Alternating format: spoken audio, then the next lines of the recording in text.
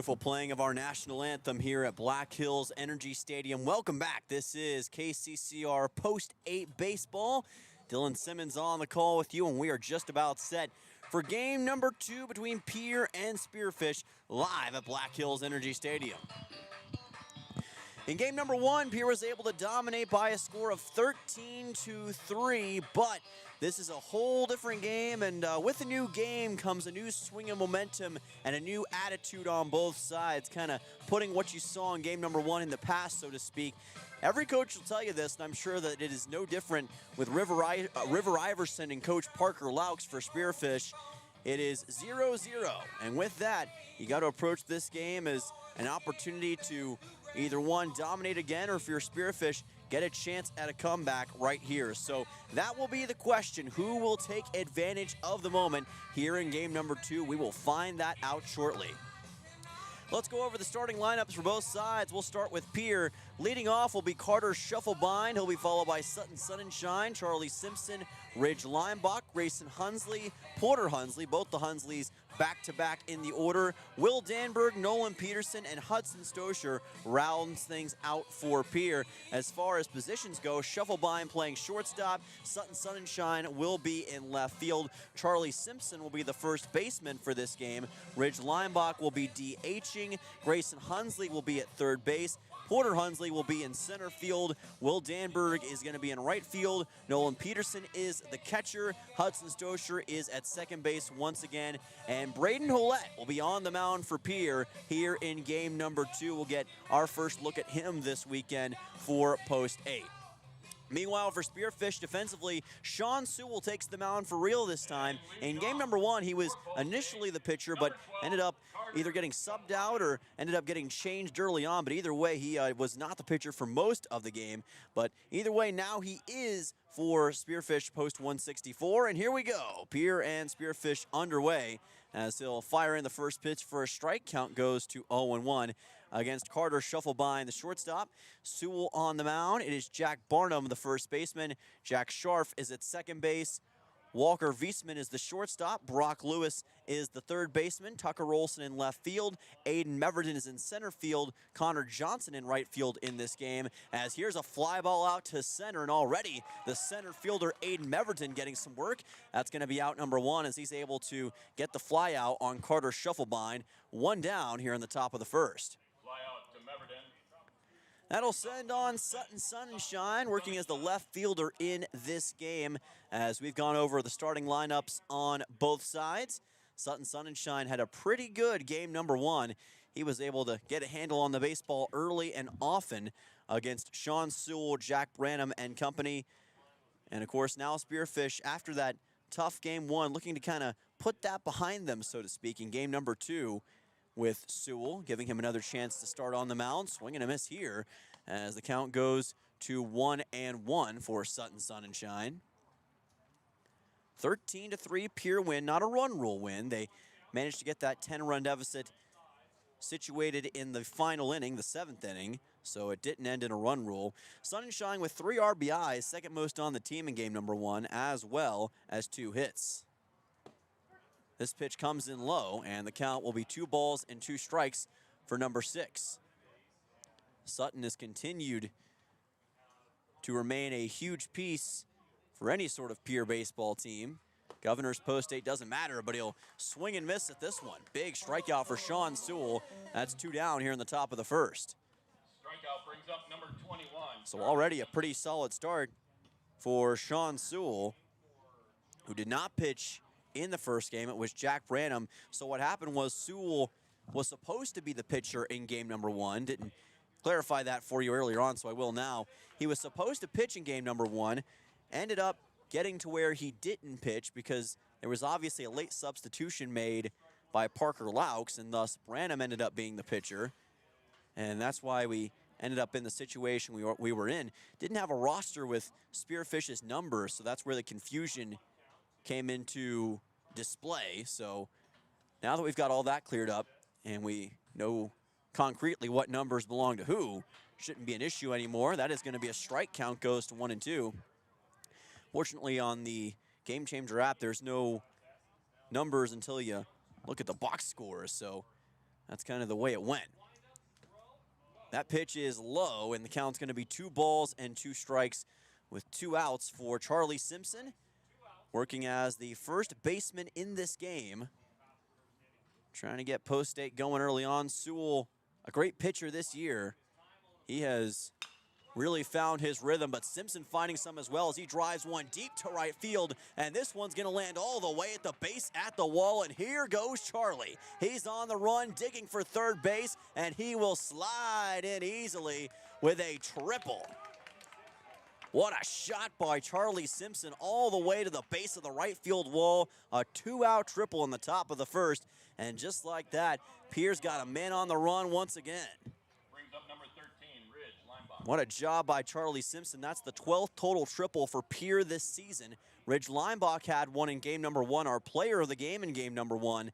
And Charlie Simpson says, hey, I want to join in on the fun. He gets his own deep shot. Now it's Ridge Lineback, blistering one, deep to right field, and it lands at the base of the wall once again. Simpson scores, Lineback wants third, and he is going to get it easily standing up.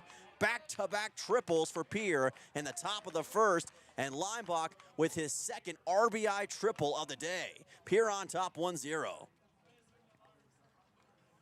Talk about an explosion. That's Krakatoa levels for Pierre here in the top of the first. 2 straight triples with Simpson and Lineback, the first baseman, and DH deliver. That'll send on Grayson Hunsley as I got to catch my breath for a second after all that insanity. Hunsley fouls that back, and the count goes to 0-1. But things that started well for Sean Sewell and Spearfish, but all of a sudden, Simpson and Lineback just blistering the baseball. It was bizarre, too, if you weren't watching on the YouTube stream. It landed in basically the exact same spot on both hits. Of course, the dimensions of this field pretty deep. Off the bat, it looked like it could be a home run. It's 400 to dead center, 330 to right, and 330 to left. So it's going to take a pretty solid shot to get one over the fence. But for a second, it looked like not just one, but a couple home runs for Pierre. But either way, on top 1-0, Lineback with yet another RBI triple. He's now got 5 RBIs between these one and we'll say an inning of a game so far. Here's a little roller along the line that's going to be fouled by Grayson Hunsley. Went just to the left of the third base line. Ridge Lineback was dashing to home, but instead the count is going to be 2-2.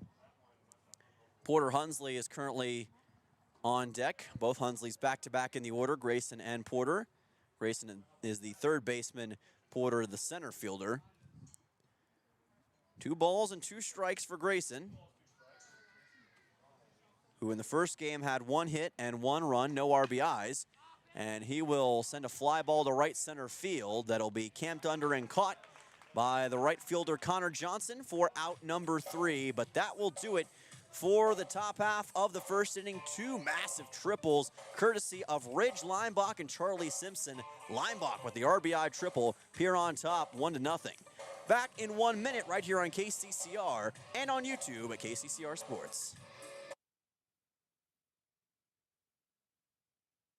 Are you a farmer in the Highmore area? Do you need a trusted partner for your grain and agronomy needs? Look no further than AgTegra. AgTegra is built on a legacy of farmer-owned cooperatives, providing superior service and relentless innovation for generations. We're committed to your success and the safety of our employees and members. For your grain needs, call Chance Scott at 605-846-1099. And for all your agronomy needs, reach out to Cole Hamlin at 605-871-9572. AgTegra. Growing together for generations.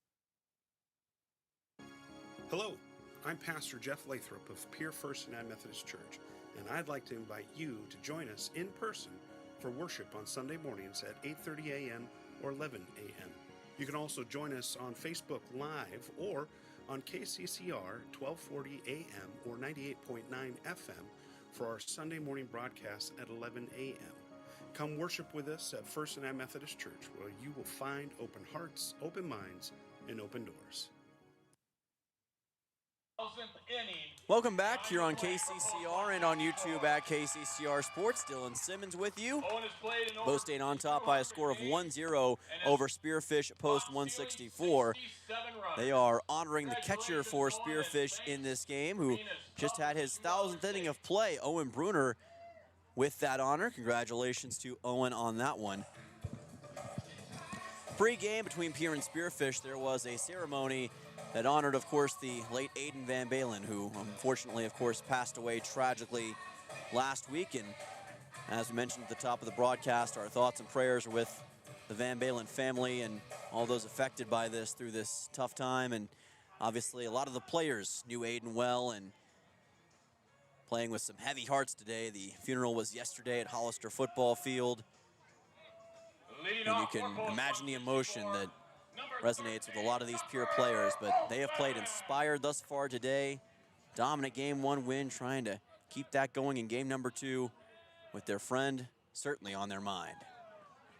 Swing and a miss here as the first man at the plate, Tucker Olson, joins the party. Count's going to go to 0-1.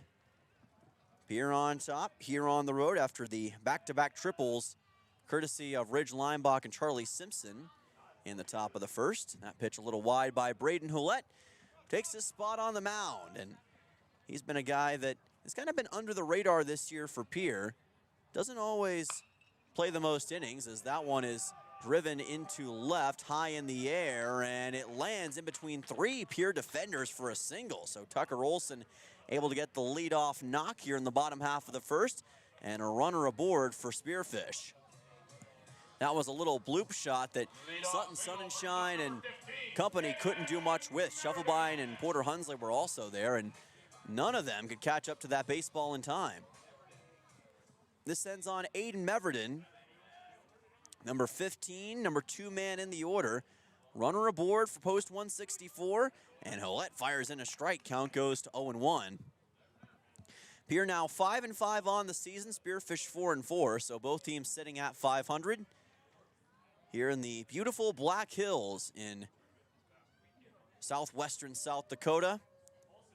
Northern edge of the hills. Here's a chopper left side, right to the shortstop. Shufflebine gets it to second and is able to, or actually misses the throw. Throwing on to third now, and safe at first and third for Spearfish will be Olson and Meverden. I apologize for that one, folks. I misread the throw. The tablet got in the way. I couldn't see where it went, and he ended up throwing to first instead of second. And the ball got away from the first baseman, Charlie Simpson, and as a result, runners in the corners for Spearfish. So Meverden advances on that error, and Olson does as well. So Jack Branham rather, heads to the plate now. And we'll see what the lefty can do against Braden Hullette. No outs in the count at 0-1. So this has been a pretty solid start for Spearfish, as they hope to keep the good times rolling against Hullette and company. But it's not going to happen like that. Swing and a miss. Chasing after that ball was Branham.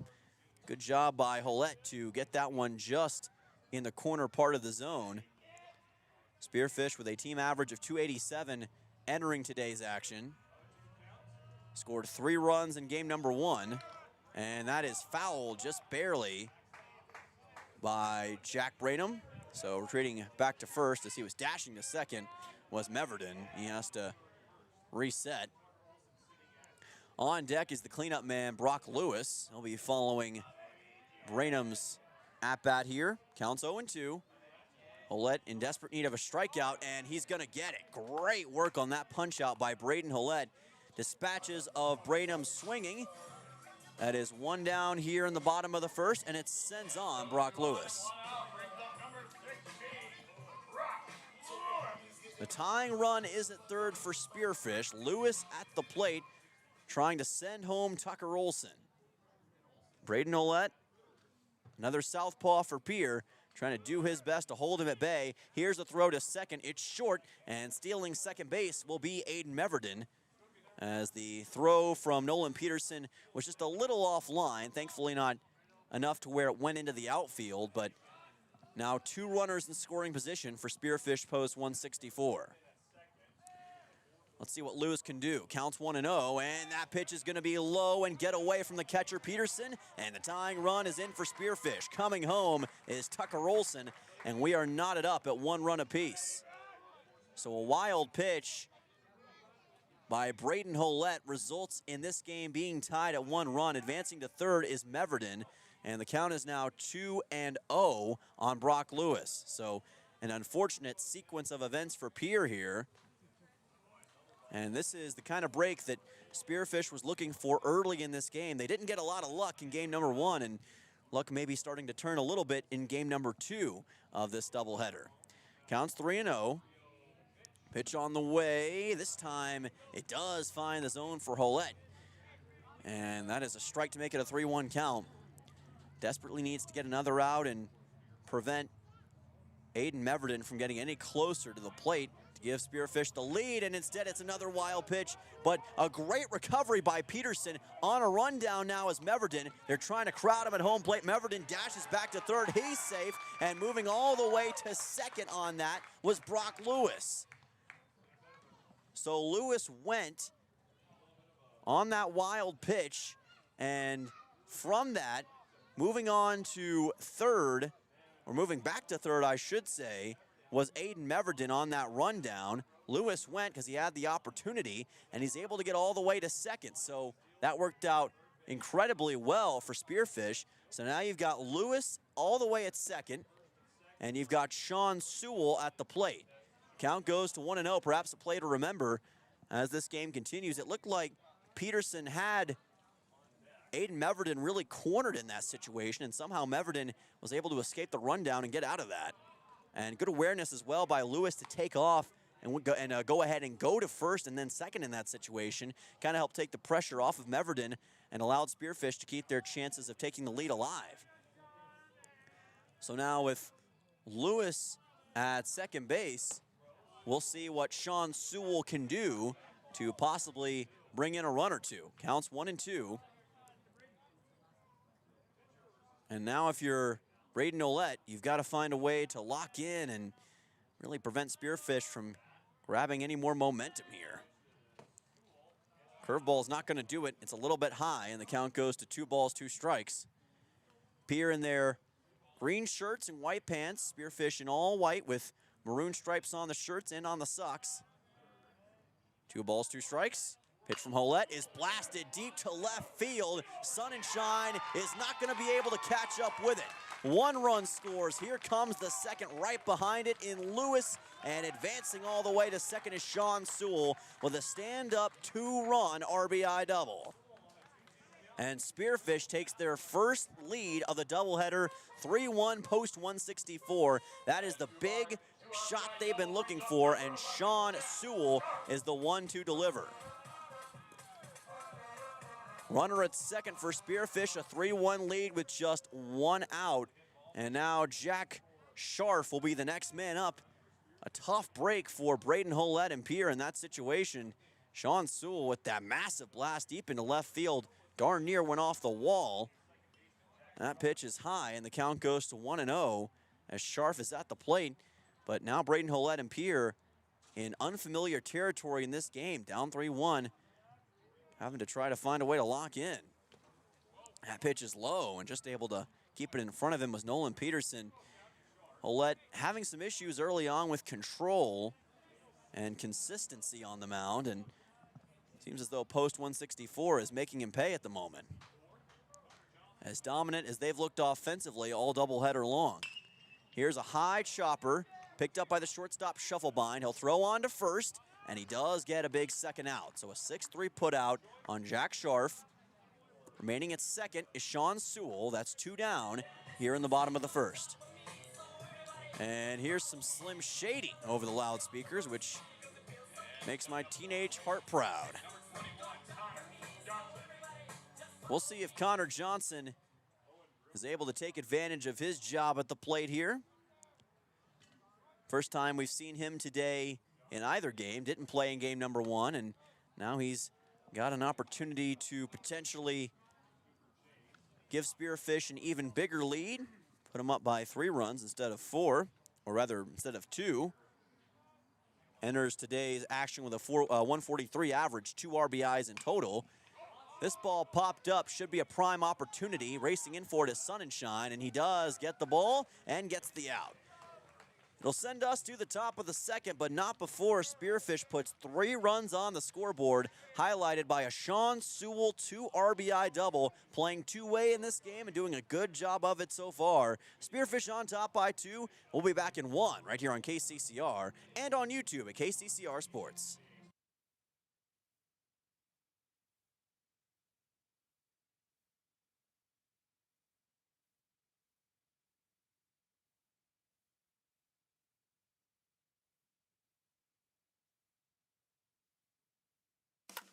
When you're in town for the big game, why not stay where the view is just as great as the action?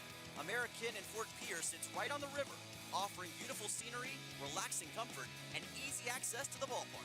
After a day at the Diamond, there's nothing better than unwinding by the water, and the American always hits it out of the park. Stay by the river. Stay in comfort. Call 605-223-2358 to book your room today.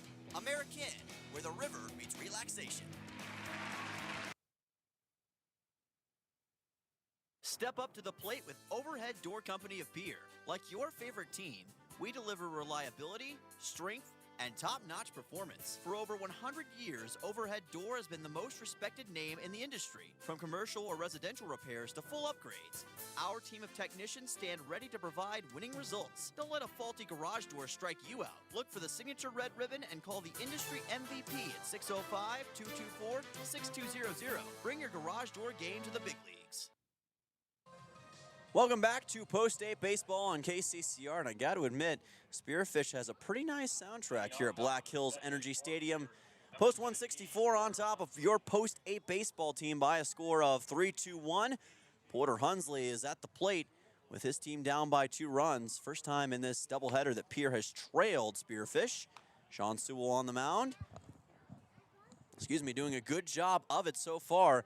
He's also been sensational at the plate. Had a 2 RBI double against Braden Holette and Pierre in the bottom of the first to help give Spearfish this 3-1 lead that they currently enjoy. Count is 2-0 here for Porter Hunsley, his first time up in the order. It'll be Hunsley, Will Danberg, and Nolan Peterson, 6, 7, 8 due up in the order here in this top half of the second inning. Pitch by Sewell's a little outside. So the count's going to be, according to the scoreboard, at least 1-1. Now check it. It is going to be 2-1. So there's the late addition. Spearfish 4-4 now on the season after the loss to Pierre in game number 1, 13-3. And the big issue was pitching. They didn't quite have the pitching that they were needing in that game. Jack Branham had some moments, but he just was not able to stay consistent. And when you have that happen, it can quickly get out of control. And that's kind of what happened. Here's a chopper. Hunsley sends it to short. Throw to first is going to be in time for a 6-3 putout. Hunsley is retired, 1 down in the top half of the second inning. Will Danberg will be the next man up to the plate, the right fielder for Pierre. Parker Laux looking for his first win as a coach against Pierre Post 8. Trying to do it at his home ballpark here at Black Hills Energy Stadium. Especially after now the last 3 games against Pierre, you can bet that Spearfish is itching to get one over on these guys. In Hyde Stadium, they won 11-1 and 11-0 last year against Post 164. And Danberg sends a slapper to left field. This one is going to be caught nicely by the left fielder Tucker Olson for out 2.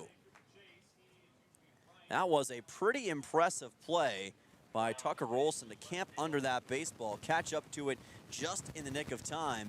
Didn't look like it was at an angle where Olson was really going to be able to make a play on it, but he was able to locate it well. That's the sign of a disciplined and very solid defender. After that fly out to left, it'll send on Nolan Peterson.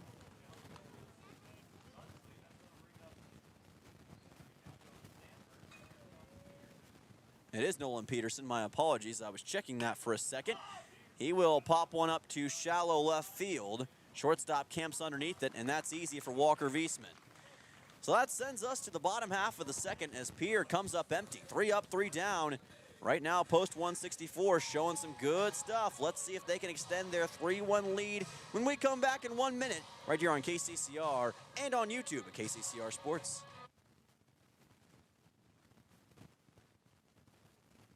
Is your roof ready for the next South Dakota storm? Don't wait till it's too late. For over 25 years, Karsten Erickson Roofing and Construction has been serving Central South Dakota with quality roofing and construction. He has now added gutters. We offer dependable service, guaranteed workmanship, and no unnecessary flash or fuss. Just reliable protection for your home. Karsten Erickson Roofing and Construction. Experience you can trust. Call today, 605-280-8133. Karsten Erickson Roofing and Construction, serving Central South Dakota for over 25 years. Look, it's no secret that owning a vehicle can cause a lot of stress, and they get a lot of wear and tear on them through the extreme seasons we've grown to love. Graham Tire wants you to know that you can trust them with any problem that you have with your vehicle. Their ASE certified mechanics can make your AC cool again, or even just change your oil. They can look into and fix those noises that seem to come from nowhere and have you stressed out. Bring your car to Graham Tire so they can put your mind at ease. Graham Tire, your tire store next door. Welcome back to Post 8 Baseball on KCCR. Dylan Simmons with you, your scoreboard on YouTube, courtesy of the American Family Insurance Brittany Shufflebind Agency. Thank you, Brittany and American Family Insurance, for sponsoring our scoreboard each and every game. Try saying that one 5 times fast. Post 8 down 3-1 to Spearfish Post 164. Sean Sewell has been the star of the game so far. Excellent on the mound already, a strikeout, and also a 2 RBI double to his credit. That coming in the bottom of the first, but right now it's all about Owen Bruner, the man at the plate, the 8th man in the order for Spearfish Post 164. 8-9-1 due up in the order against Braden Hollett and Post 8, I should say. Count goes to 0-1 as that ball bounces off the high post here at Black Hills Energy Stadium.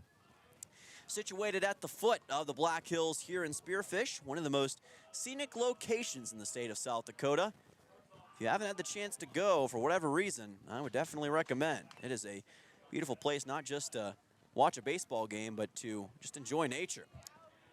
Fouling that one off of his foot was Owen Bruner as the count goes to 0-2.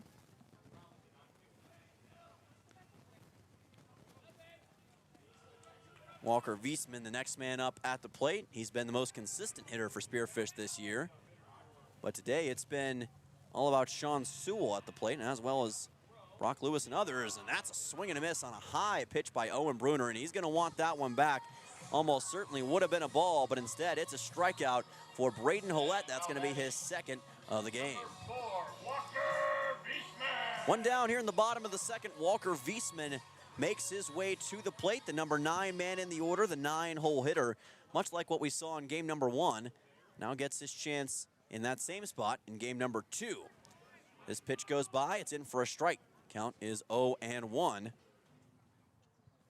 Spearfish's next game will not be until next Wednesday, as a matter of fact. It'll be 6 days away, as they'll be taking on Brookings Post 74 on the road, before then taking on Clark Willow Lake, also on the road, on June the 18th. Counts 1-1. This is fouled, and the count moves to 1-2 now for Wiesman. So last home game for a bit for Post 164, and you can bet that they will make sure to enjoy it. Got a great crowd on hand today.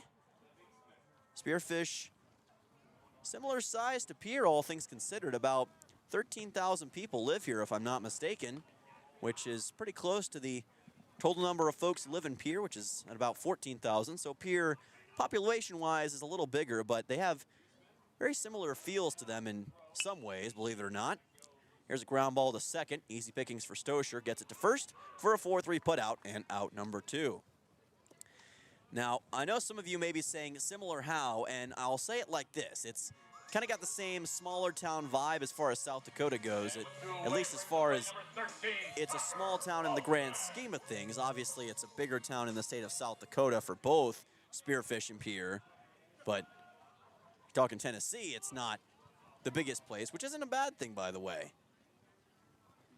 Having too many people can definitely be a cause for concern sometimes.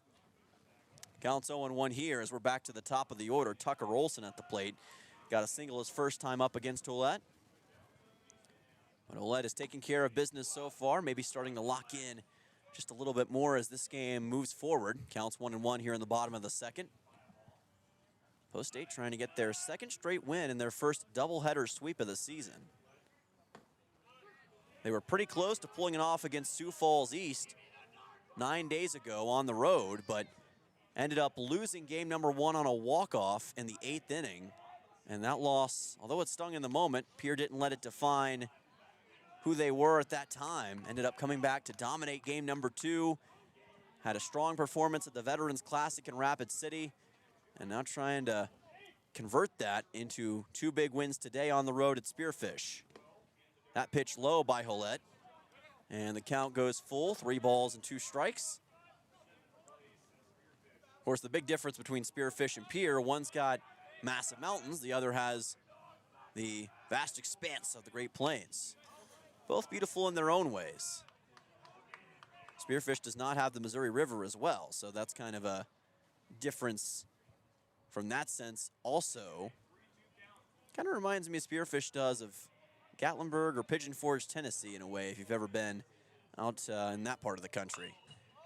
This ball popped up by Olson on the left side, and the shortstop Shovelbein camps underneath it to get out number 3, and that sends us to the top of the third. 3 up, 3 down. Better stuff from Braden Ouellette and the Pierre defense here in the bottom of the second. That will send us to the top of the third. Pierre down by 2 runs, looking for some generation. We'll be back in 1 minute right here on KCCR and on YouTube at KCCR Sports. Whenever there's a project that will make our community a better place to live, you're right there doing what you can to help. You volunteer because it's your nature to be helpful. All of us at First Fidelity Bank would like to thank you for all you do to make our community a better place to live. First Fidelity Bank, first-class banking on a first-name basis. Member FDIC, an equal housing lender. Online at ffb-sd.com. Want technology solutions you can trust from a neighbor you know? Comtech, locally owned and serving Pierre and surrounding area since 2009, is dedicated to keeping your home, farm, and business connected and secure. We offer a full range of services, from audio and video, security, surveillance, and networking with expert installation and support. Visit our storefront, call us at 605-224-4066, or visit our website, comtechplus.com, to experience the Comtech difference. Comtech, your local technology experts. Welcome back. This is Post-Day Baseball on KCCR. Dylan Simmons with you in the city of Spearfish at the foot of the Black Hills as Post-8 and Post-164 face off in American Legion baseball action. Post-8 down by a score of 3-2-1, but looking to turn the tide here in this top half of the third inning.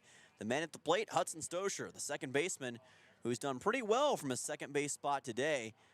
With the Pierre Governors this past season, he was primarily used as a reliever pitching-wise out of the bullpen. Didn't see a lot of action as a batter, but here with Post-8, he has made the most of his time thus far this season. Counts quickly at 2-0 as he faces off head-to-head with Sean Sewell, who's been a real lockdown machine so far when it comes to the Post-8 bats.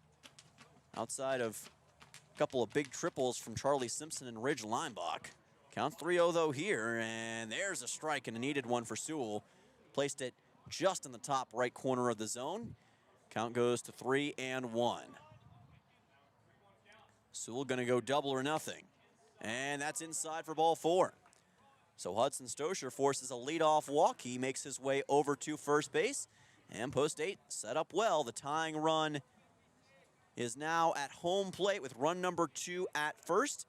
It's Carter Shovelbein who flew out to center his last time up. Shovelbein has had an up and down day. Overall pretty great, but by his standards, you could even say it's not quite a letdown, but a little bit less than what we've seen in the past. But again, that's going by his tremendous standards. Still had a great game in game number 1, 2 runs, 2 hits.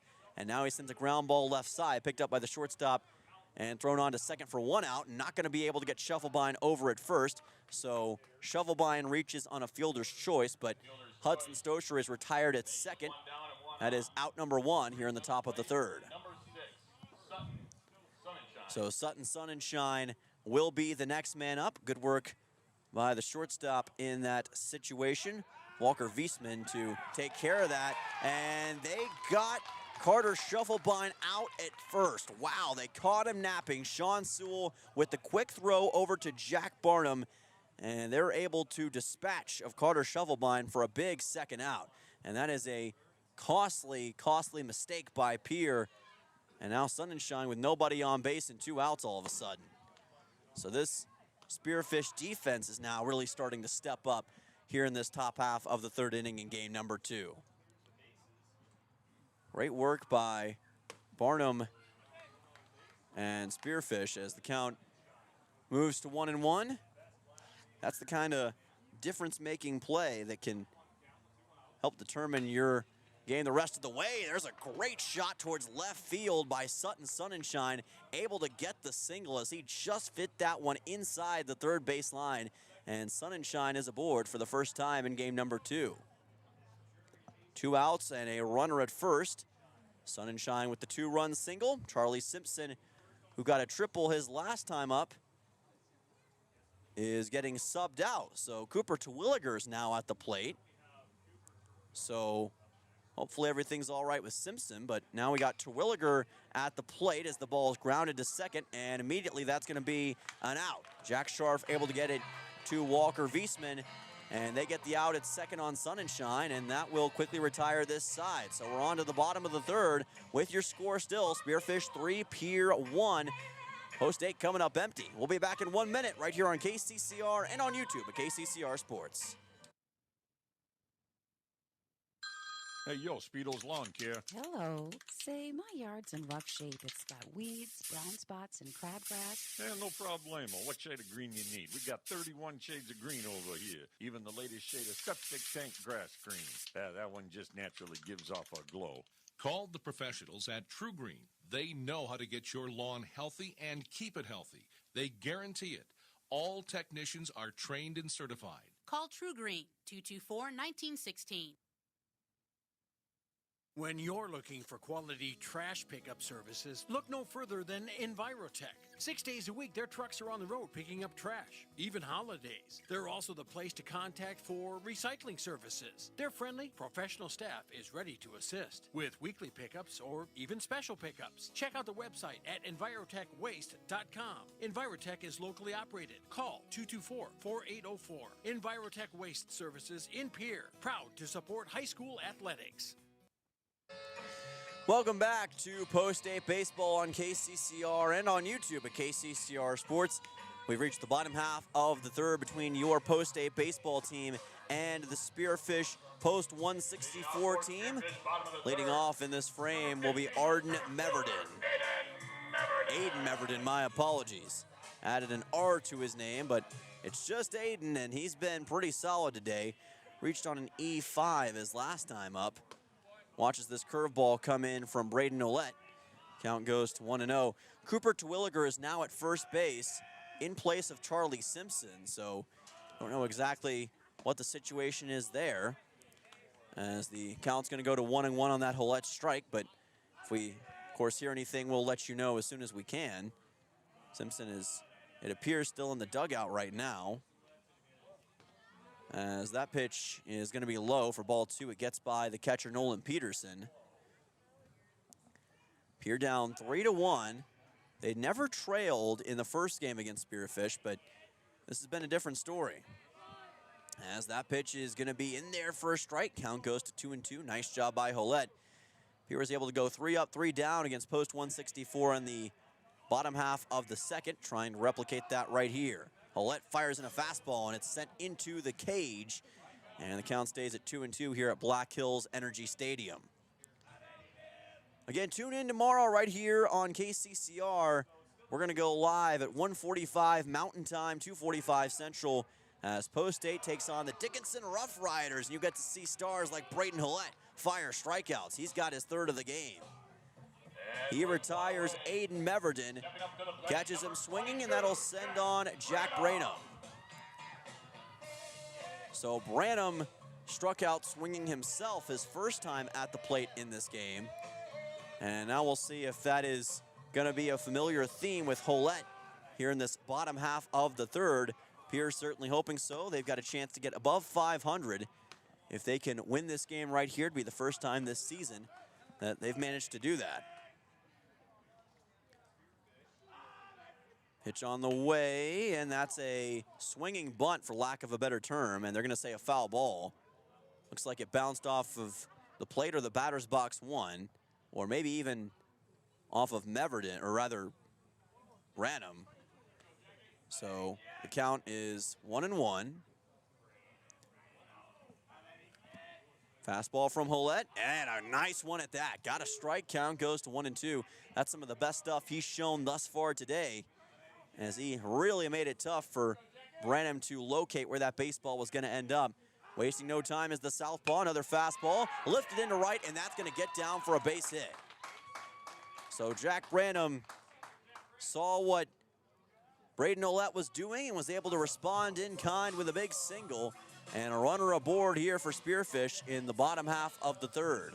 Base hit brings up number 16, Big Brock Lewis. Brock Lewis, the next man at the plate.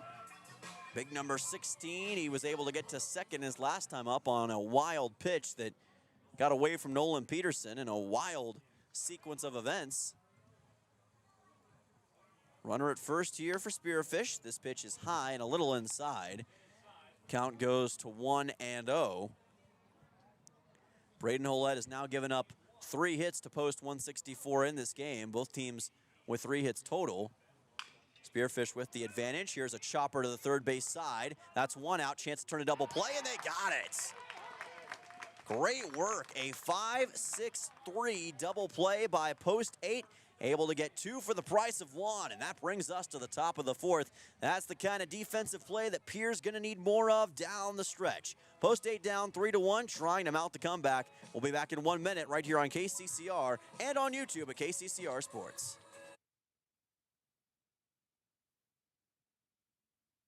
When life throws you a curveball, May Adam Law Firm in Pierre is here to help you knock it out of the park. For over 130 years, we've been providing trusted legal expertise in business, family law, criminal defense, and more. Proud sponsors of this season's baseball action, we're committed to serving our community both on and off the field. Need legal advice? Step up to the plate with May Adam Law Firm. Visit mayadam.net or call today. May Adam, South Dakota's law firm since 1881. With any dream, the wind won't always be at your back. The sun won't always be shining, and some rain is going to fall. American Family Insurance is like a good, solid roof that you can trust to protect your biggest dreams. With plans that could save you up to 23% when you bundle your home and auto. Also, you can continue to dream fearlessly, no matter what comes your way. American Family Insurance. Visit mfam.com to learn how discounts may apply to you. American Family Mutual Insurance Company assigned its operating company, 6000 American Parkway, Madison, Wisconsin. Contact the Brittany Shufflebind Agency, LLC, 224-6627. Welcome back. This is Post 8 Baseball on KCCR and on YouTube at KCCR Sports. Your scoreboard courtesy of the American Family Insurance Brittany Shufflebind Agency. Thank you, Brittany and American Family Insurance, for sponsoring our scoreboard each and every game. Post 8 down 3-1 to post 164, but Ridge Leimbach is looking to change that in just a second. He got a triple his first time up, the lone RBI that Pierre has in this game thus far. Blistered it up against Sean Sewell, who was otherwise been basically a lockdown machine in this game thus far. Fires in a ball low. Count goes to 1-0. And that's high for ball 2. Top of the fourth in this quick-moving game between Pierre and Spearfish. After the first inning, it's been a very quick-tempoed contest. Got started around 6:20 Mountain Time. Rather 6:10 Mountain Time. It's been about half an hour since the game began. Count goes to 3-0. Of course, it's about 7:40 back in the capital city.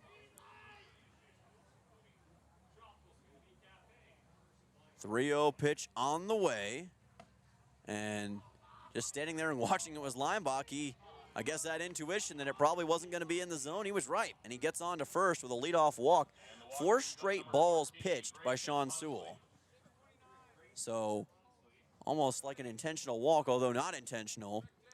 It kind of ended up that way, and it sends Leinbach on to first. Sometimes that's a better case or a better situation than having him blister one into deep right or center field, and you got him all the way on to second or third. So may end up working out better. Grayson Hunsley to the plate. Third baseman flew out to right his first time up. He's got Leinbach at first, representing run number 2. The tying run in this game is at the plate. Pitch is high, counts 1-0. Grayson Hunsley thus far this season with a 182 average, 2 RBIs, 3 runs, entering today's contest. 182 slugging percentage. Had a 263 average last year, 31 hits, 3 doubles, 17 RBIs, and 12 runs. Count moves to 2-0. By the way, one of our affiliate stations for Riverfront Broadcasting Station is in Spearfish. Got to speak to their own sports director, nice guy, and would highly recommend if you're ever driving through Spearfish to tune into that station. It is a pretty nice one over here in Spearfish. Just check them out on your radio dial. Counts 2-1.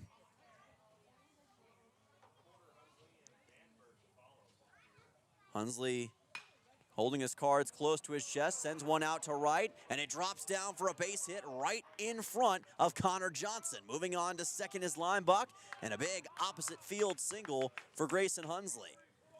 2 straight men aboard for Pierre with no outs in the top of the 4th.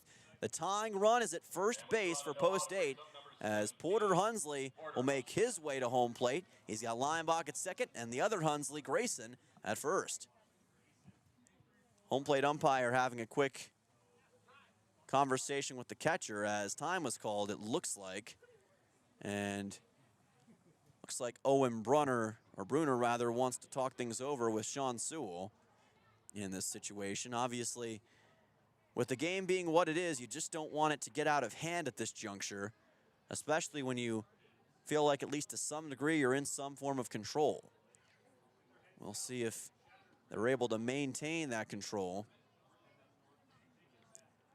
Overcast day in the Black Hills. We've got fog all around the mountains right now. It's a little bit less dense than it was earlier on today, but thankfully it's no fog, or it's just fog, no precipitation in that. This is going to be a bunt by Porter Hunsley. Sewell is going to feint a throw to third, and it didn't get there in time. Safe at third base is Ridge Leinbach, and the bases are loaded for Pierre. That worked out perfectly for Porter Hunsley, and just like that, Pierre is in position as Will Danberg makes his way to the plate. Excuse me, fantastic speed by Ridge Leinbach to get to third base initially. Now Danberg with a chance to really cash in for Pierre with no outs, and the base is juiced.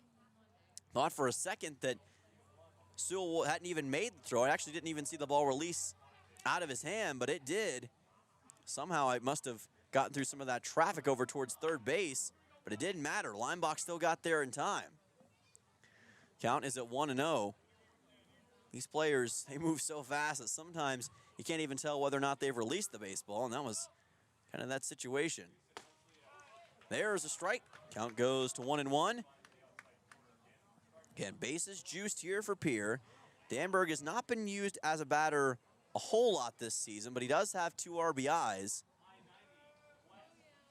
Had 5 at-bats on the season entering this game. This pitch comes in low, but for a strike, and the count's 1-2.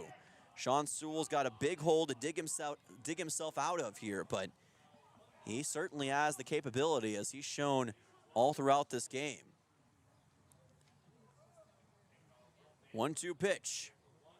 Sewell fires in a fastball. Danberg with a chopper up over the mound. They're going to get the out at second. Pierre's going to score a run, and the double play secured by post 164. So Pierre does make it a 3-2 ball game. Coming home in that frenzy was Ridge Leinbach. Out at first was Will Danberg. Porter Hunsley out at second.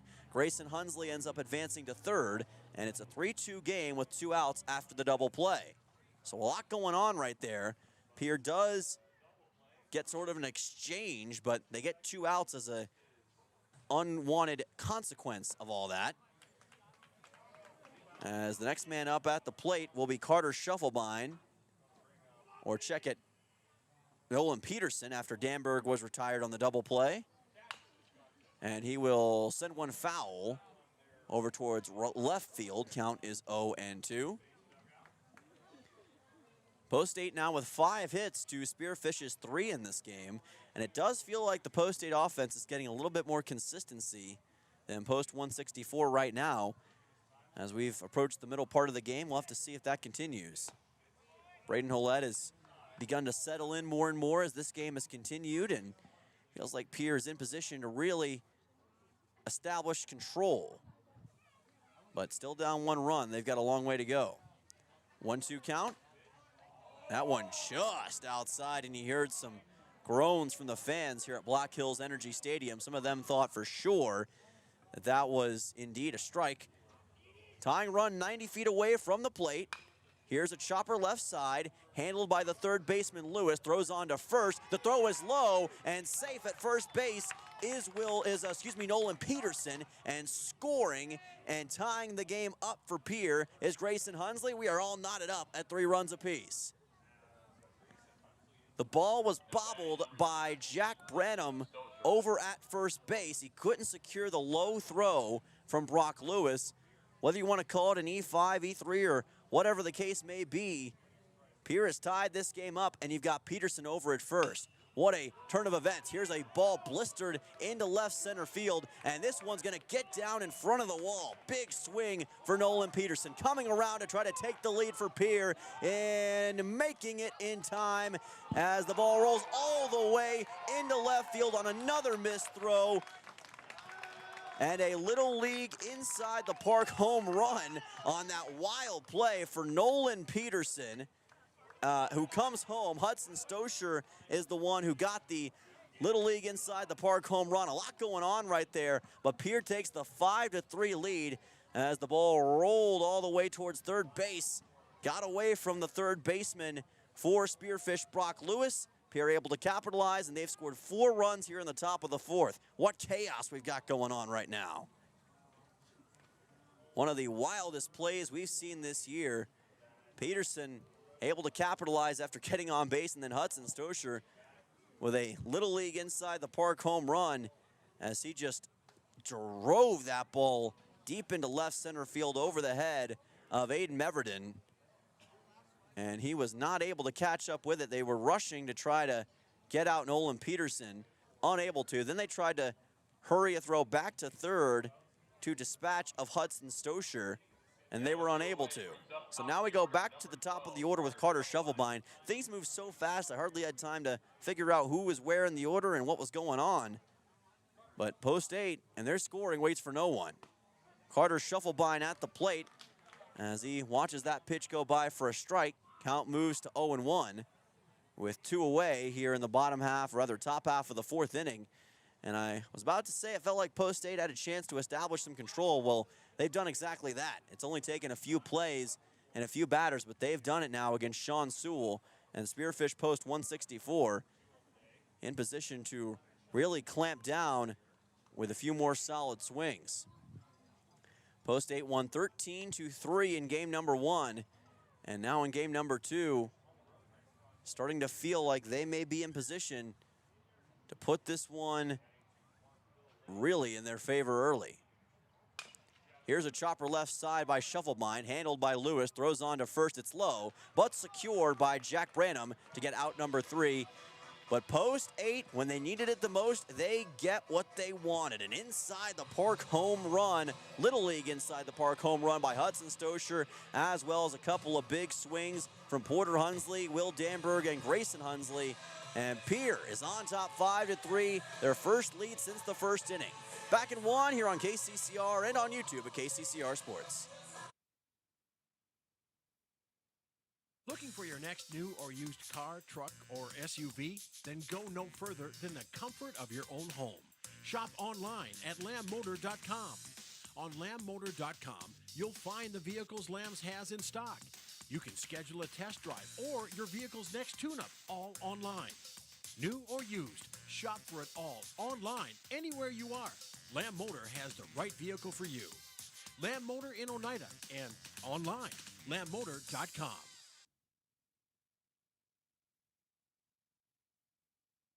No one likes to have electrical problems, but when they happen, call Todd's Electric at 223-2518. With over 28 years of experience, Todd's Electric can handle any type of electrical problem, whether it's residential, commercial, or agricultural. Their knowledgeable staff knows and understands the importance of your home, business, or ag facility and are prepared to help. Call Todd's Electric at 223-2518. That's 223-2518. Todd's Electric, serving the Pierre and Fort Pierre areas. The line to power. Welcome back. This is Pierre Post-State Baseball on KCCR. Dylan Simmons on the call. It's been a very chaotic game number 2 between Post-State and Spearfish. Apologize for any delays or confirmation errors in this game, but there's been a lot going on. The Inside the Park home run, Little League Inside the Park home run, got to clarify, as that's delivered by Sean Sewell, and he drops it into left center field for a base hit.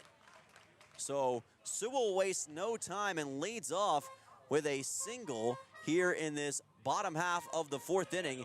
Just what Spearfish needed to reestablish some kind of momentum, down 2 runs to Pierre Post-State.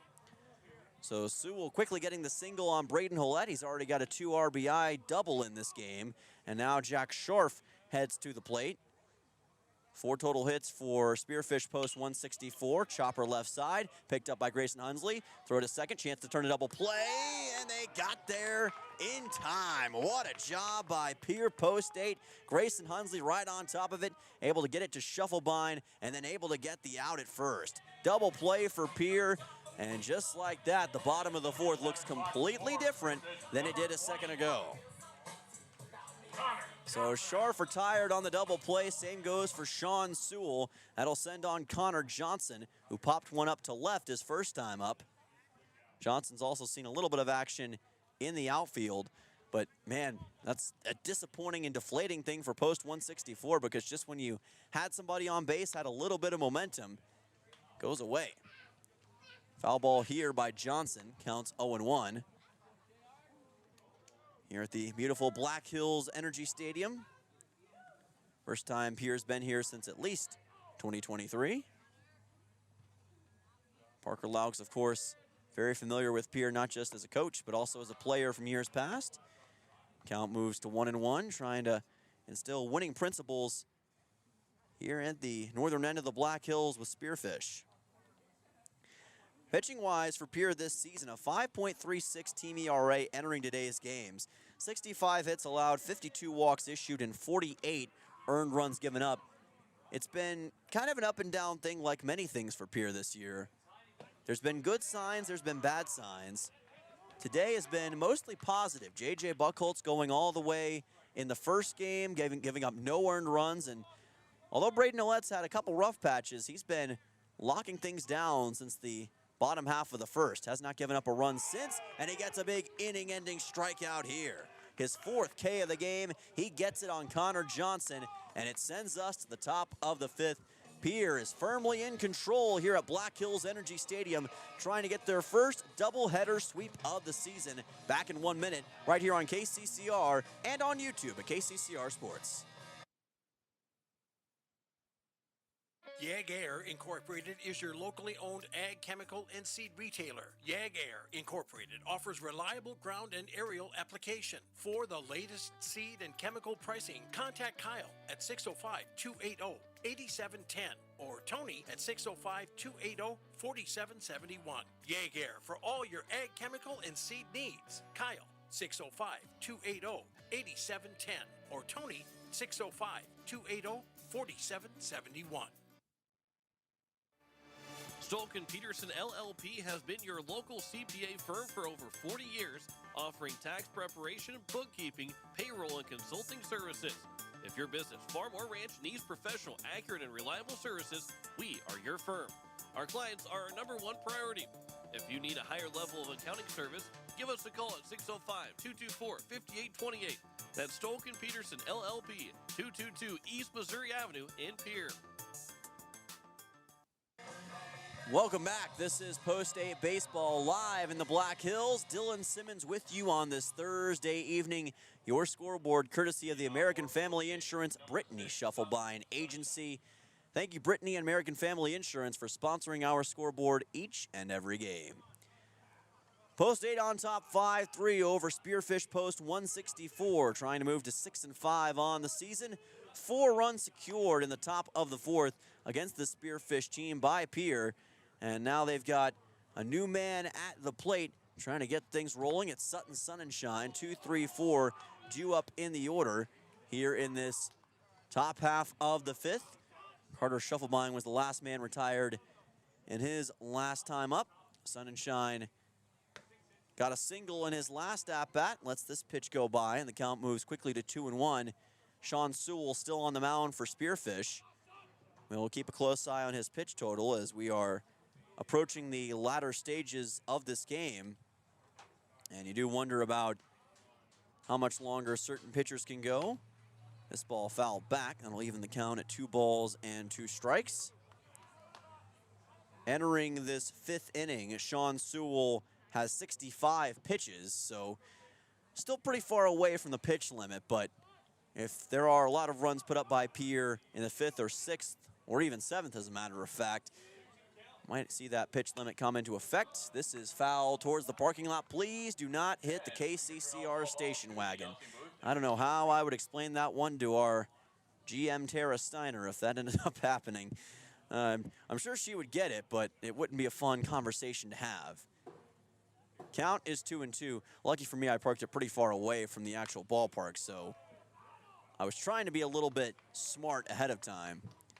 I always worry parking it at Hyde Stadium because it's so close, the parking lot is anyway, to the actual ballpark and where the balls could go out for home runs that just gives you a little pause for thought. 2 balls, 2 strikes, and that pitch is high for ball number 3. By the way, the Oahe Zap and the Spearfish Sasquatch playing right now in the capital city. Some of you may be watching that game and listening to this one, so appreciate that. Best of luck to the Zap tonight. And that is strike 3. Sutton Sunshine didn't think that was in the zone, but home plate umpire was right on top of it. He gets the strikeout for Sean Sewell, his 2nd K of the game, and that'll send on Cooper Terwilliger. Terwilliger took over for Charlie Simpson, who got a triple in his first at-bat of the game. Thus far, his only at-bat of the game, and after that, he's disappeared from the field of play for this one, still back in the dugout right now, and again, we don't know the exact issue or what it could be. And Terwilliger nails this one into left field, so pardon my statement, Cooper Terwilliger's got his own to make. He's got a single with 1 out, and he's aboard in the top of the 5th.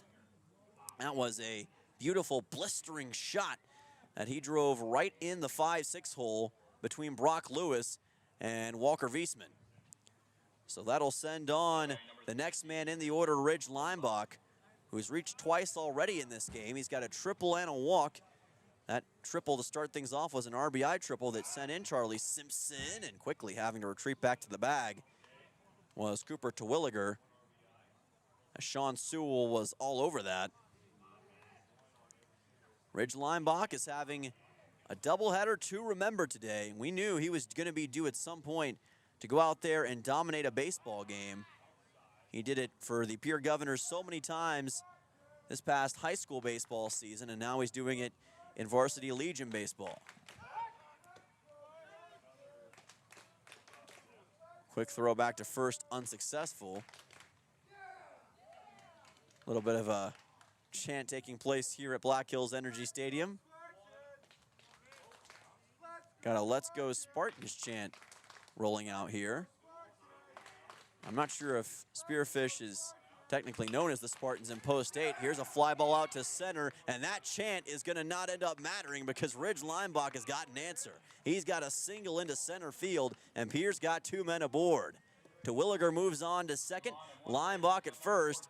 So Pierre post 8 keeps the good times rolling, and that'll send on Grayson Hunsley. But they are known as the Spartans in high school baseball. In Legion baseball, though, it's usually not the case. Didn't see anything on their branding that would indicate they're the Spartans, but I guess it could work as a sort of universal chant. I'll leave that one up to interpretation.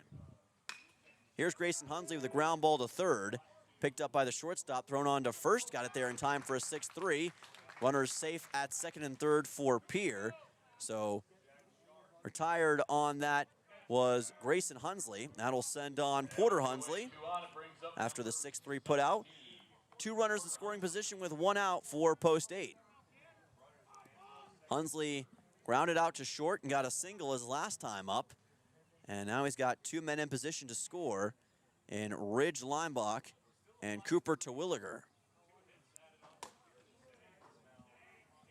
That's actually going to be 2 outs because Sun and Shine got struck out earlier in the inning, so my apologies on that. Miscalculated that time. But there are 2 outs, just to clarify. That pitch is low, and the count's going to be 2-0.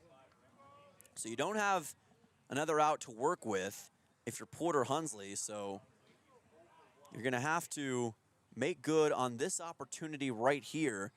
And if you can't get on base, then that's going to be 2 runners stranded on base for Pierre, and chance to really grab this game by the throat taken away as that pitch got away from the catcher, Owen Bruner. He's able to track it down eventually, but looked a little bit troublesome at first. And that's going to bring the count to 3-0, so a chance to juice the bases for Porter Hunsley. If he can draw a walk here on Sean Sewell, it would not be the first time it's happened in this game. Ridge Leimbach also drew a walk in his second AB. Here comes the 3-0 pitch, and that's high for ball 4. No doubt for Porter Hunsley. He's on his way to first base. Bases are loaded for Pierre here in the top of the 5th. Hunsley moves on to first. You've got Leimbach at third, or Leimbach at second rather, Terwilliger at third. And that'll send on Will Danberg. Danberg in this game thus far has not managed to hit. He can change that right here and really change the game as a result. This is going to be a fair ball, or was it foul? Let's see. They're going to call it a foul ball at the last second, it looks like. Just barely went to the right of the first base bag. It was one of those plays of inches. You saw the first baseman, if you're watching on YouTube, Jack Brayman, try to pick that thing up. And it looked like for a second he was going to be able to while the ball was still fair, but he could not wrestle it away before it went out of play. So it ends up becoming an 0-1 count for Will Danberg. That is a fortuitous roll. Otherwise, it would have been a pretty deflating ending to this top of the 5th. Danberg sends this one directly into the cage, and the count's 0-2. So again, if you're post-8, you're kind of counting your lucky stars that didn't go any more awry, as Branham did his best, but just couldn't wrestle it away. Danberg given new life and an 0-2 count. And a swing and a miss, and a big-time strikeout for Sean Sewell. That's his 3rd of the game, and it couldn't have come at a bigger time for Spearfish. 3 runners stranded on base for Pierre. They come up empty, and the score remains 5-3. We'll be back in 1 minute right here on KCCR and on YouTube at KCCR Sports.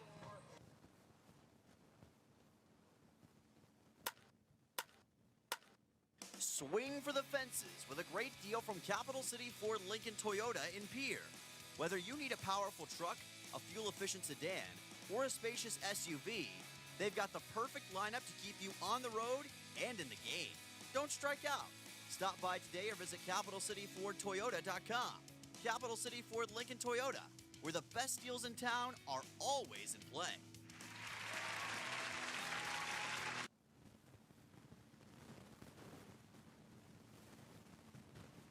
Building a home. It's the biggest investment most of us make in a lifetime.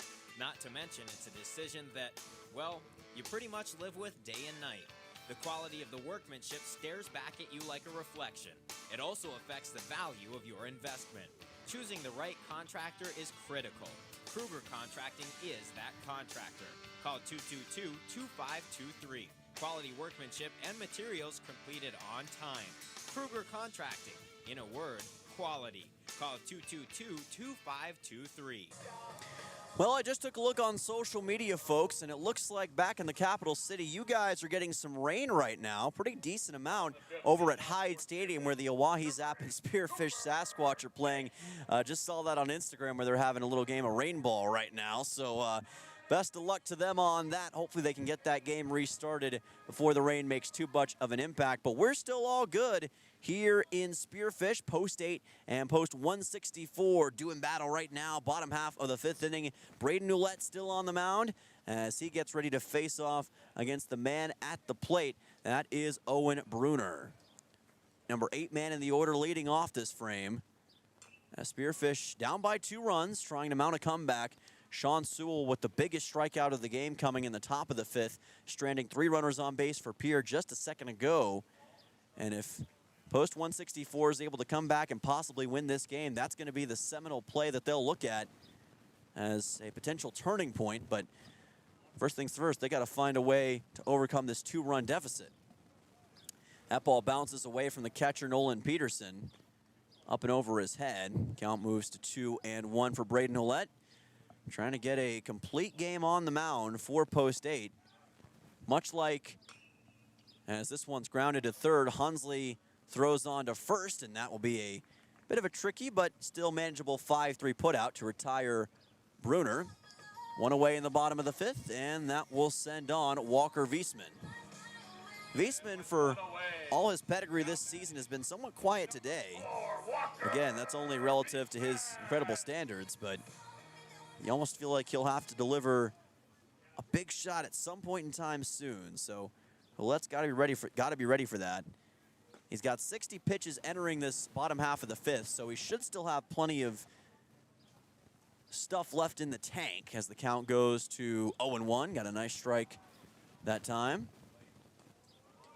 This breaking ball off speed and a little bit wide as the count moves to 1-1. Actually a little low rather than wide. Braden Ouellette with 4 strikeouts in this game. He has shown a lot of pedigree as time's gone on. Here's a ground ball to short.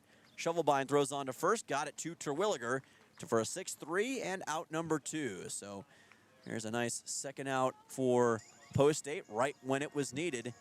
Helping out their pitcher Braden Ouellette. Sends us to the top of the order for the 3rd time, and Tucker Olson, who's popped one up to short and gotten a single in this game thus far. Ouellette, high pitch, and that's going to be ball 1. Couldn't quite fit that one into the zone. Post 8 looking for their first doubleheader sweep this entire season.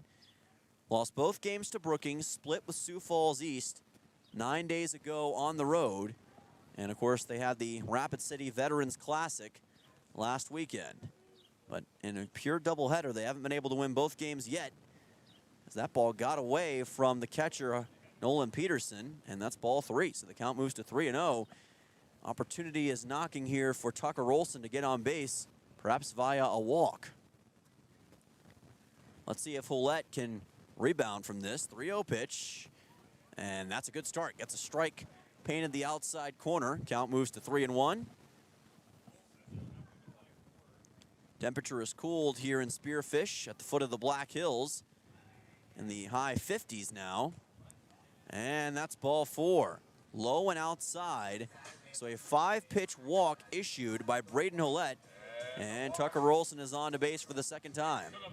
Number 15, Aiden Meverden. Aiden Meverden, the next man up. He struck out swinging last time against Braden Ouellette. Ouellette has not given up a run since the bottom half of the 1st inning. He has locked things down after a little bit of a shaky start against the Spearfish squad. But as that pitch goes high, you wonder, how much does he really have left in the tank? Can he make it the entire way? We've seen post-8 pitchers do it time and time again this season. But again, we kind of take that for granted. It's easier said than done, especially for a younger pitcher like Ouellette. 1-0, keeping a close eye at first base. That's low and inside. Good work by Peterson just to just keep that ball in front of him. Count goes to 2-0. Sounded like Porky Pig there. That's all, folks. Love me some Looney Tunes. If you want more cartoon trivia, by the way, tune into the KCCR Morning Show for our trivia questions. Had a question about the Looney Tunes just last week, as a matter of fact. So there's your shameless plug again for the day. Counts at 2-0. Aiden Meverden reached on an error his first time up, struck out swinging in his second plate appearance. With a 2-0 count right here, Ouellette fits that one in perfectly, paints the outside corner. He's really good at that kind of pitch where it kind of breaks at the last moment, just fits inside. That curveball's treated him well. Counts 2-1. Meverden with a runner at first, representing the tying run at home plate. And a big strike two from Braden Ouellette. And if he could get an inning-ending K right here, it may be the biggest of the game thus far. Let's see if he can finish the job. A potential game-changing at-bat right here. High pitch for ball three. Not decided yet. We've got a full count and a payoff pitch on the way. And this, in theory, could be a deciding factor. Will Ouellette or Meverden win the war of attrition? It's going to be Ouellette. He gets the strikeout on Meverden. Another inning-ending K, his second straight in this game. And that sends us to the top of the sixth. Phenomenal stuff from number 24. Pierre maintains a 5-3 lead, 2 innings away, 6 outs away from securing their second win here today in Spearfish. Back in one on KCCR and on YouTube at KCCR Sports. Becky Potsaba and State Farm Insurance are here to help you with your insurance and banking needs. State Farm's not just insurance. It's banking, investments, IRAs, loans, and a whole lot more. We offer guidance in a personal and caring way that helps you manage the risks of everyday life, recover from the unexpected, and find ways to control costs so you can realize your dreams. We know how life is, and we're here for you. Stop in to see Becky at 1315 East Wells Avenue in Pierre, or call Becky at 224-4173. Is it the competition that keeps bringing you back? The long-standing rivalries? Or is it seeing friends again and cheering on your favorite team? At First Dakota, we're here for it all. We appreciate the fans, the players, the coaches and officials, the concessions crew. The shared community experience is part of what makes life here great, and we're here for it. See you at the game. First Dakota National Bank, member FDIC. Welcome back to Post-8 Baseball on KCCR and on YouTube at KCCR Sports. Dylan Simmons on the call. We've reached the top half of the sixth inning with your score. Pierre 5, Spearfish 3. Here's a chopper left side from Nolan Peterson. Throw on to first is in time. What a play by Brock Lewis on the off-balance throw to Jack Branham. Wow. They get the 5-3 to start things off here in the top half of the sixth. That's a good way to start for this Spearfish defense as Hudson Stosher makes his way to the plate. Was able to get an inside the park home run, a Little League inside the park home run to be specific, his last time up. That in the top half of the fourth inning. And now in the top of the sixth, he's looking to answer the call one more time. Counts 1-0 for Stosher. Carter Shufflemine is currently at on deck, as the count moves to 2-0. Post-8 able to win game one in dominant fashion, 13-3. Game two has been a bit more of a war of attrition with Spearfish, but they've gotten the one explosive inning they needed, the top of the fourth, 4 runs scored, and they haven't looked back since, maintaining this 5-3 lead. And that may be all they need throughout the remainder of this game, but they would love to add some insurance if at all possible.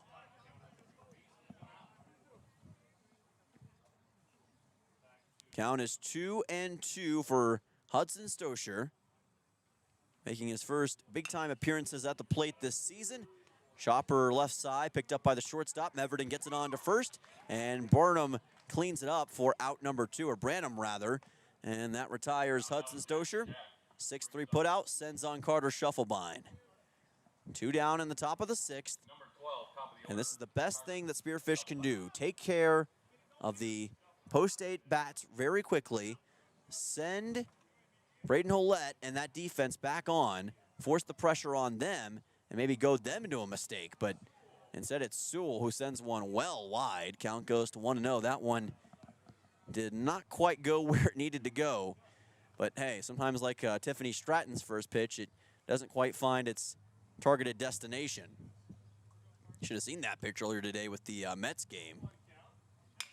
Here's a ground ball over towards center, picked up by the shortstop Meverden, and the throw is going to be low, and Branham cannot collect it.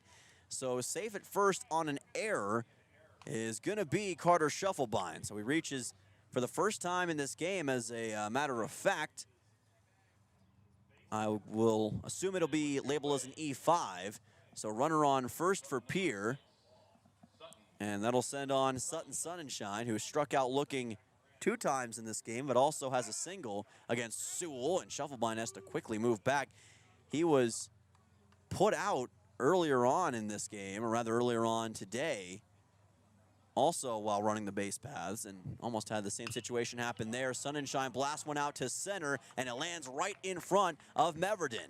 Another man aboard for post 8. It's Sutton Sonnenschein, who's got a 2-out single in the top of the 6th. So Cooper Terwilliger will be the next man up, and post 8, much like a gnat, just refusing to go away in this top of the 6th, and not giving Sean Sewell and Spearfish a rest. Just when it looked like momentum was on their side in this frame, Spearfish has it wrestled away by Pierre. Terwilliger lets this go by. It's in for a strike. Penning the outside corner with Sewell. Count moves to 0-1. Post 8 trying to get their first run scored since the top of the 4th. They've only scored in 2 innings in this game, the 1st and the 4th, as a matter of fact.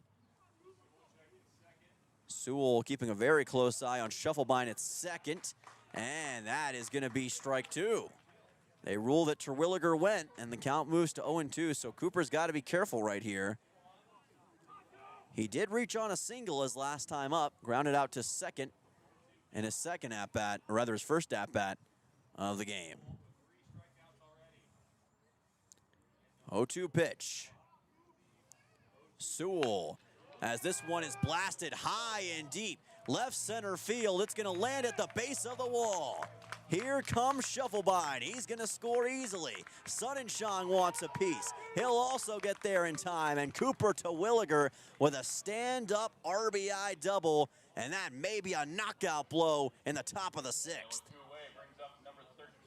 What a blast from Cooper Terwilliger. Sent that one straight to the planet Mars. And Pierre firmly rests control now against Spearfish post 164. Still 2 outs. Terwilliger at second as Ridge Leimbach is now at the plate, and Pierre on top by 4 runs. And that one almost makes contact with Leimbach. Here's a throw to third. Terwilliger sliding, and they're going to say he is safe at third base just barely, as the throw from Owen Brunner, the catcher, almost made it to him in time. It was almost a very costly mistake by Cooper Terwilliger, but he's able to get to the hot corner after the ball was mishandled by the catcher. And now it looks like the Spearfish coaching staff and Parker Laux will make his way out of the post 164 dugout to have a conversation with his pitcher, Sean Sewell, who went through the ringer in this top half of the 6th inning. A massive 2 RBI double from Cooper Terwilliger that almost left the ballpark. It was very close to clearing the fence. Ended up getting all the way to second, then advanced to third on that mishandled pitch. And now Pierre with a runner in the hot corner, up 7-3 with 2 outs. Seemingly in firm control. Laux, it looks like, is going to leave Sewell out there. Sewell entered the frame with 95 pitches. So he's definitely getting close to that pitch limit. He cannot have many pitches left. So they may have to sub in somebody in the 7th inning. We'll see if it comes to that. Leimbach at the plate, trying to get another run to score, and Terwilliger decided to hang back at third base, although the ball got past the catcher Bruner. he just decided that he didn't want to risk it in that situation. It did roll basically all the way to the backstop, and Leinbach was egging him on to come home, but Terwilliger decided to trust his instincts and stay in the hot corner. Leinbach sends one high and deep to left field. This is out of here. Ridge Leinbach sends one to space, and Post 8's on top 9-3. And the entire Post 8 collective makes their way out of the dugout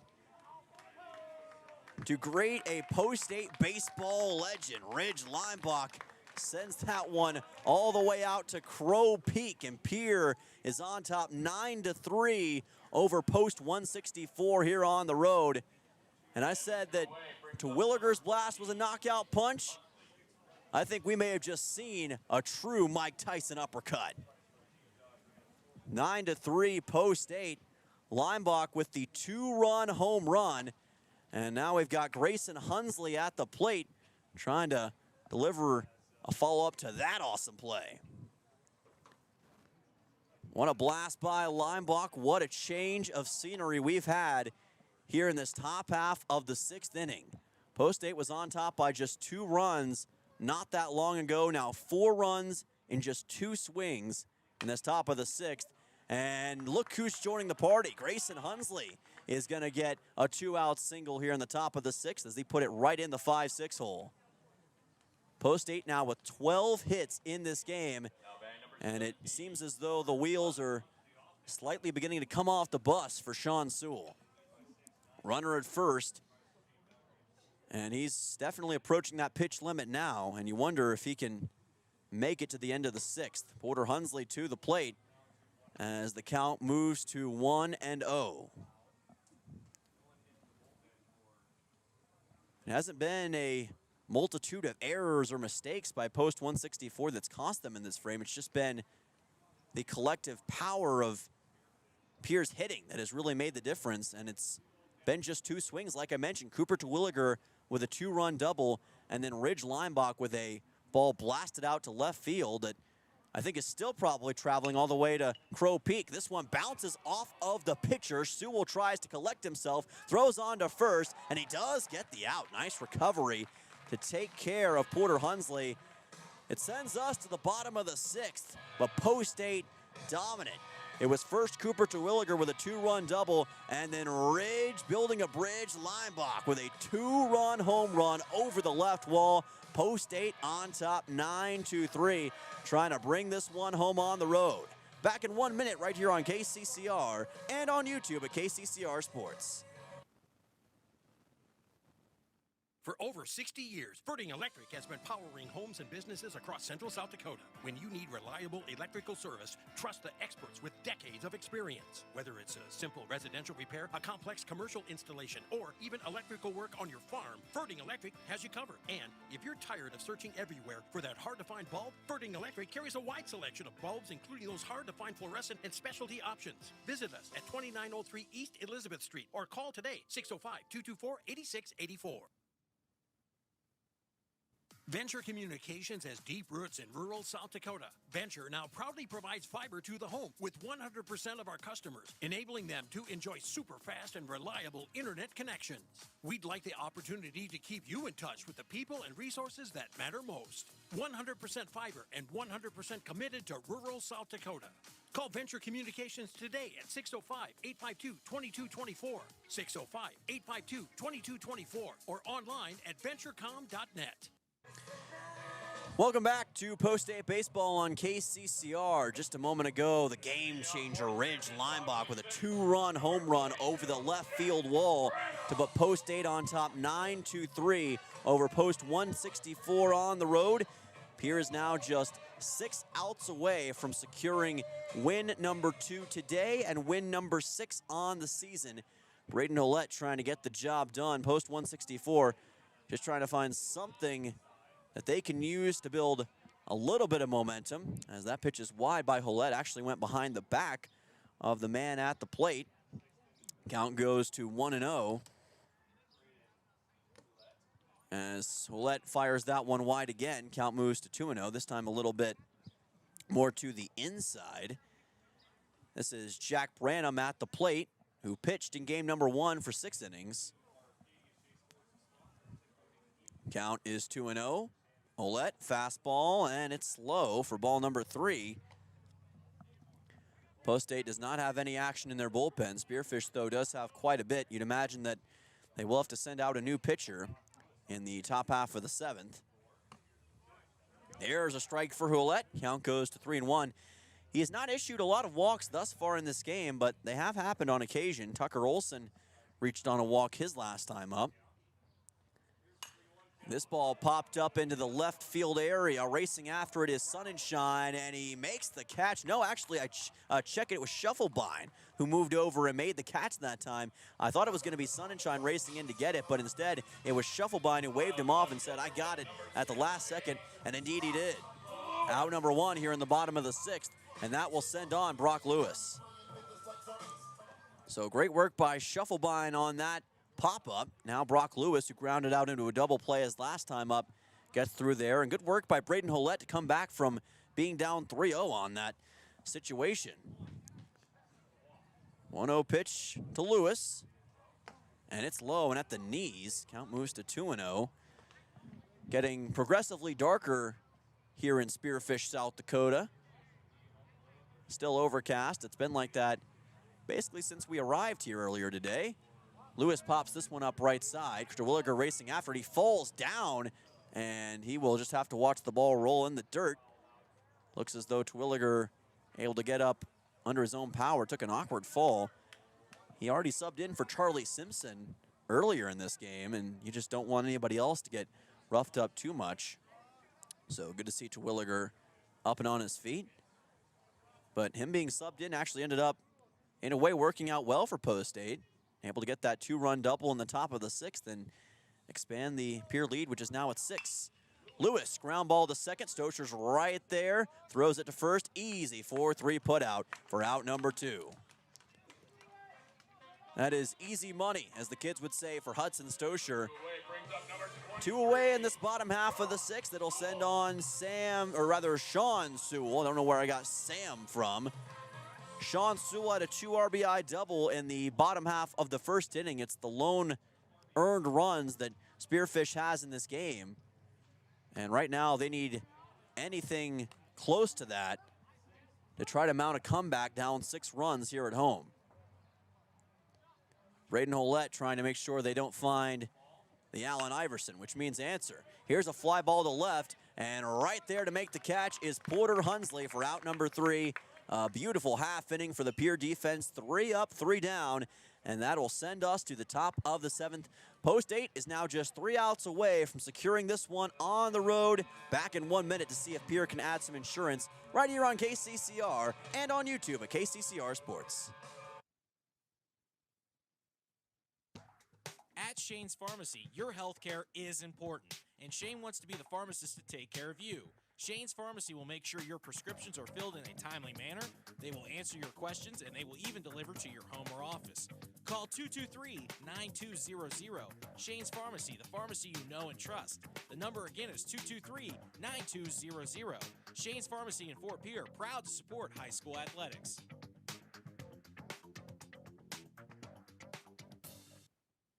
YAG Air Incorporated is your locally owned ag chemical and seed retailer. YAG Air Incorporated offers reliable ground and aerial application. For the latest seed and chemical pricing, contact Kyle at 605-280-8710 or Tony at 605-280-4771. YAG Air for all your ag chemical and seed needs. Kyle 605-280-8710 or Tony 605-280-4771.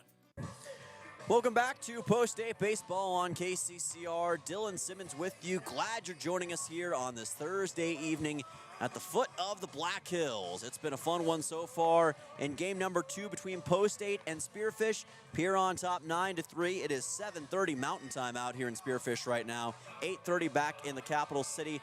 Hope you're having a great evening. We cannot wait for the conclusion of this game. Post 8's offense has been a firecracker as of late. 4 runs scored in the top half of the 6th. 2 runs coming off an RBI double from Cooper Terwilliger, and the other 2 a 2-run home run from Ridge Lineback. The first home run of the season, we can confirm, for Pierre Post 8. And who better than the senior Lineback, who's got so much power under the hood to deliver that thing. Now Post 8 in the top of the 7th, looking to add on some insurance to really put this one away on the road. They will look to do so with the first man up to the plate here in the top of the 7th, and that would be none other than Porter Hunsley. Or check it, Will Danberg, it appears. So I don't know why I had Hunsley as the first man up.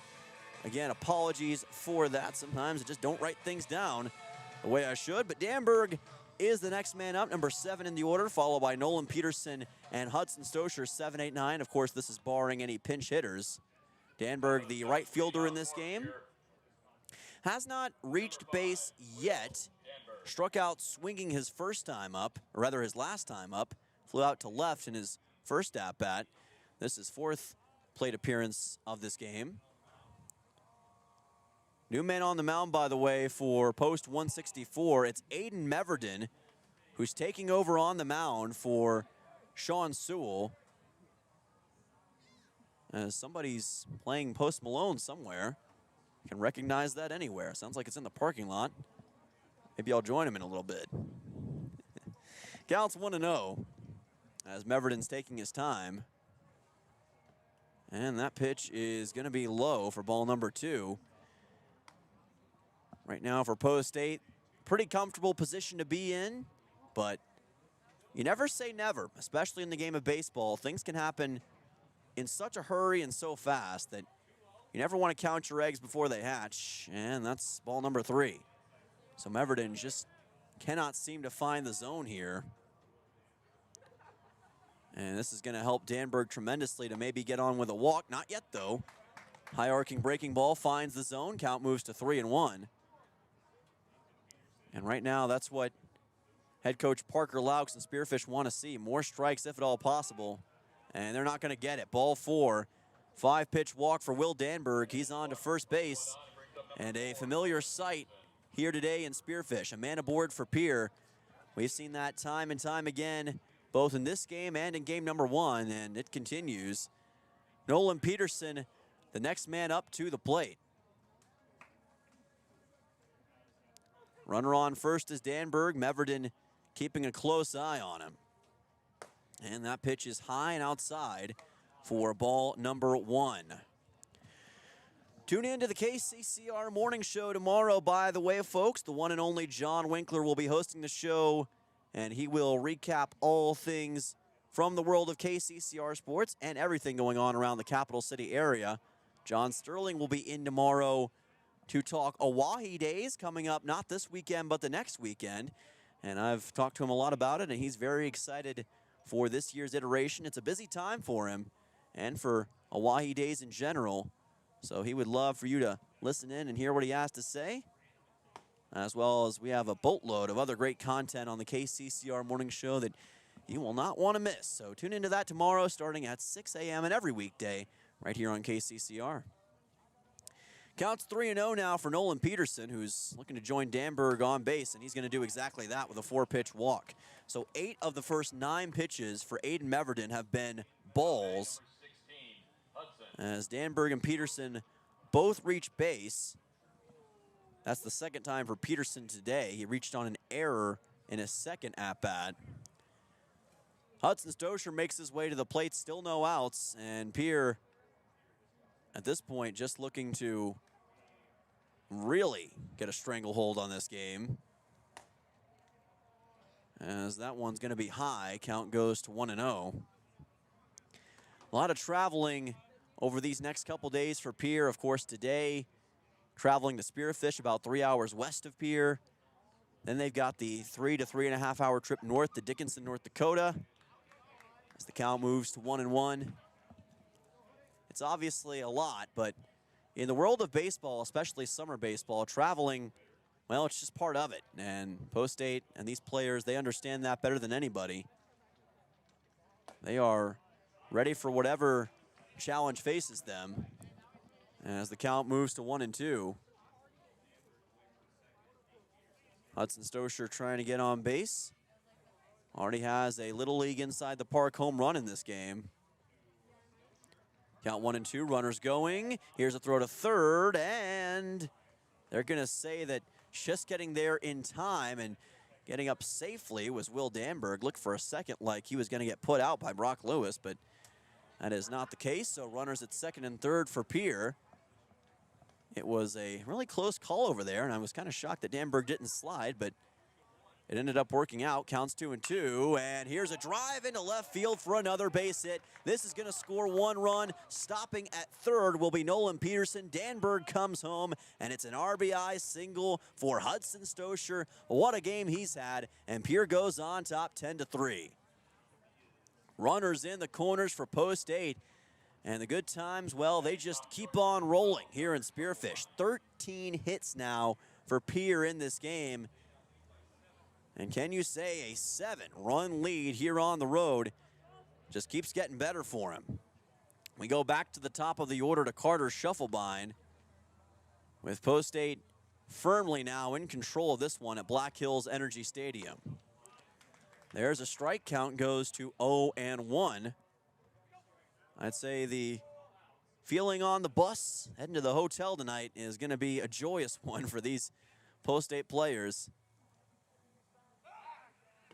And after all the emotion that they felt over the last few days, you can imagine what this kind of performance in back-to-back games and this doubleheader means to them. It's a real hero's journey to watch this team with all that on their minds come out here and play the way they have.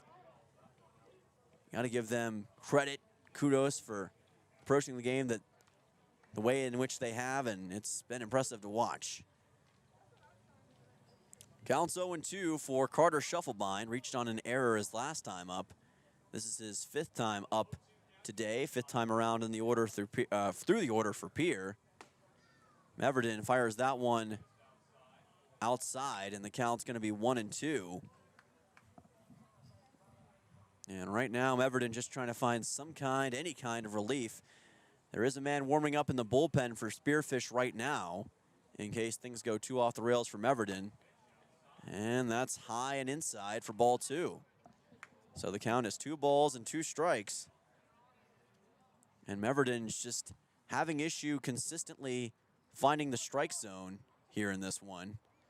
And he's going to have to find it soon. He's going to try to throw back to first, and they're not going to be able to dispatch Hudson Stosher, who was able to just get his hand back on the bag. 2 balls and 2 strikes. Meverden fires in a breaking ball. Runner goes to second, and the ball was bobbled. Safe at second base will be Stosher. Scoring a run is Nolan Peterson. And Post State now on top 11-3, still with no outs. So a missed opportunity for Post 164 right there. The count remains 2-2, but you had a chance to get an out at second. You couldn't, and as a result, Peterson's able to come home. Now the runner at second is Hudson Stosher. Shufflebein still at the plate, and he's going to send one through the 5-6 hole into left field for a base hit on the liner. Coming around and scoring for Post 8 as he slides in is Hudson Stosher. It's an RBI single for Carter Shufflebein, and the lead is now 12-3 with no outs here in the top of the 7th for Post State. Shufflebein safe at first. 14 total hits for Pierre in this game, 29 combined hits between the 2 games for Post State. And this game has just kind of gotten off the rails towards the end. And it really isn't indicative of how close this game was for a majority of the contest. Really, until the top of the 6th, this was anyone's contest. It was a 5-3 game. Pierre scored 4 runs in that inning, now 3 runs in the 7th, and all of a sudden, what seemed like a close game has turned into an absolute blowout. And that's sometimes what can happen at the end of these games. Sutton Sunshine to the plate. The ball gets through the catcher, Owen Bruner. Moving on to second now. Jogging there is Carter Shufflebine. He takes second pretty easily. And the count is going to be now 2-0. Remember, the run rule is not in place here because we're already in the 7th inning. So no matter what, this game will play all the way through. Even if Post State is to take a 10-run lead, much like they did in the 7th inning of game number 1. It's been dominant, but just not dominant enough to end the game early. Spearfish has been able to hang around. Counts 3-0. 2 of the longer games this year as a result. We started our games around 4 o'clock today, Mountain Time. Or check at 3:30 Mountain Time, and it's now been about 4 hours or so, actually over 4 hours. That's a walk. Sutton Sunshine able to move on to first base, and Pierre now with runners on first and second, still no outs. And I'd have to imagine after that 4-pitch walk that Spearfish at some point soon is probably going to have to send in a new pitcher. As we've got Cooper Terwilliger now at the plate, and somebody's playing Godzilla by Eminem in the parking lot now. That little parking lot jukebox has been going off for about the last 20 minutes or so. It's pretty good music, all things considered, at least for my taste. So I'm entertained. By the way, this is not Terwilliger. They have brought in a pinch hitter, Pierre has. That's Bridger Babcock, who's at the plate. So now Babcock getting a chance with runners on first and second. Pitch high by Meverden. Counts 1-0. As this top of the 7th inning, excruciating, I'm sure, for Spearfish fans. It's just dragged on, and Post State unrelenting right now. There's a strike. Count goes to 1-1. As a fan, I guess at some point feel like the game's already at hand, and about this time is when some folks may be like, oh man, just end it already. But Post State, they are showing a lot of determination to keep playing their brand of baseball and not relent yet, as Post 164 try to throw back to second. Not able to dispatch of Carter Shufflebine, who's able to get back to the bag. Quick conversation between Meverden and his second baseman.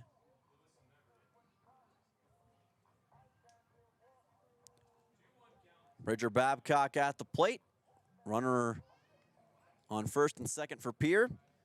And the man on deck right now, of course, Rich Leimbach, barring any pinch hitters. 1-1, Babcock fouls this one, counts 1-2. It is Rich Leimbach who's at the plate, and look out baseball whenever he gets up there. This will be his first at-bat since the 2-run homer in the top of the 6th. That really shattered this game for Post State and gave them a chance to run away with it, and they've capitalized on it in dominating fashion in the top of the 7th.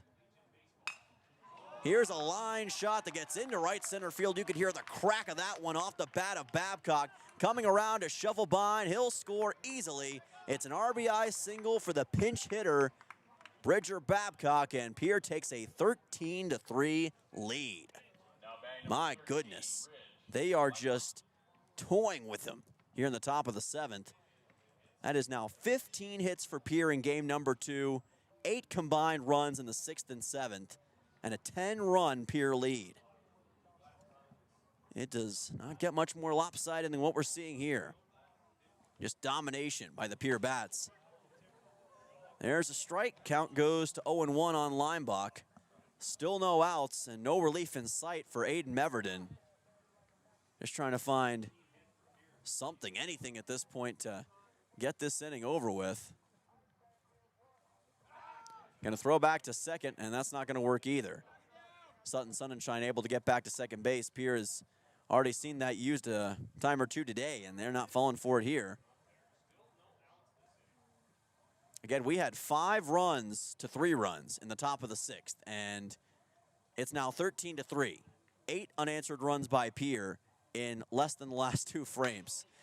Here's a chopper left side by Leimbach that gets through the 5-6 hole, and the bases are now juiced for Pierre as Leimbach, why not, adds another single. Leimbach now with 4 hits in this game, and he's reached base all 5 times that he's been up. And it looks like Parker Laux is going to end it for Aiden Meverden. Decides that he's seen enough with the bases loaded and still no outs. And it's been just an avalanche, which is fitting for the Black Hills here in this top half of the 7th inning. Pierre with 16 total hits now, which is just an incredible number considering how it was kind of relatively low scoring just a second ago.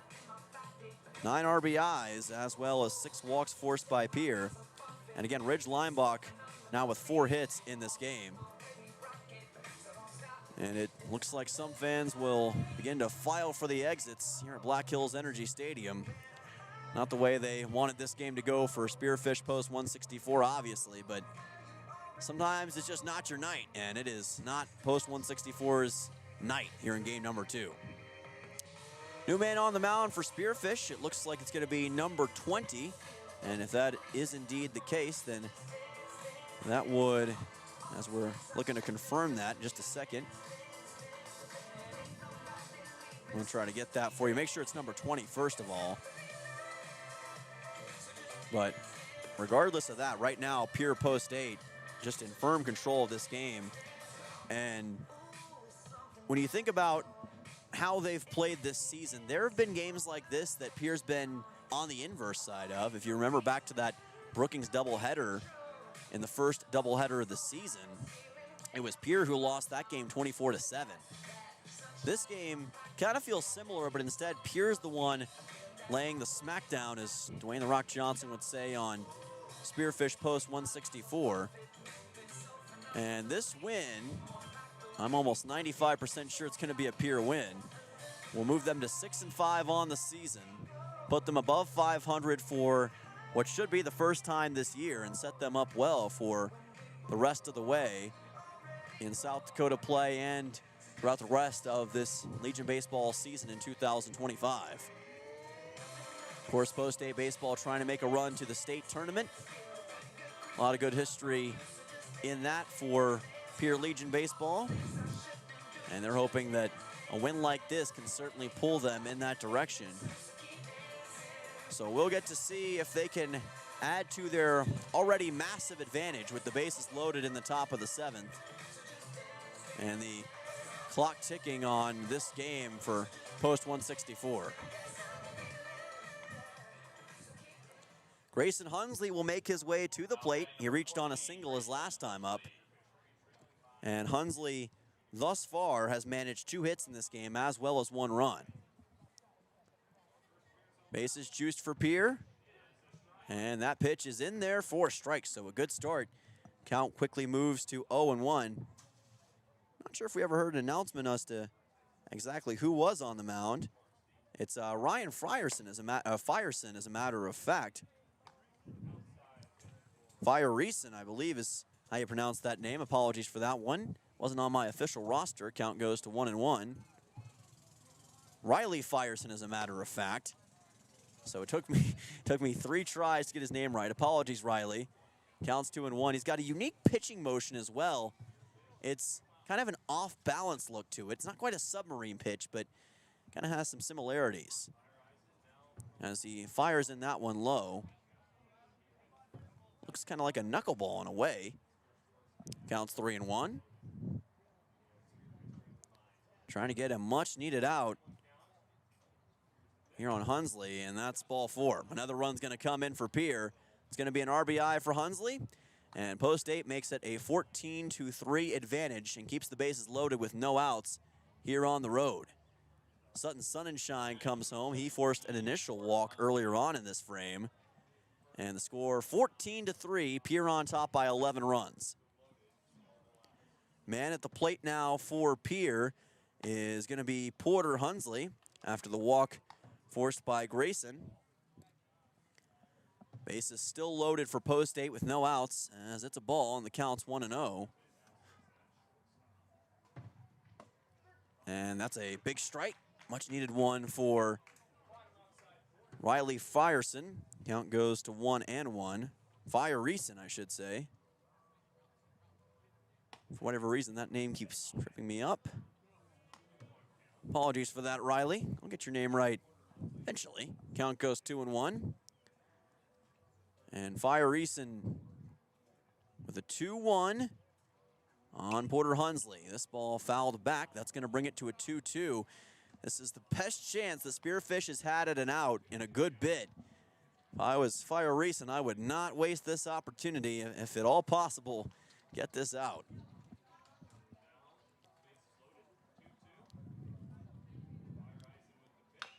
And this ball blasted towards left and fouled, keeping the count at 2-2. Fire Eason had a pretty good look on that fastball, but even better response by Porter Hunsley to keep the at-bat alive.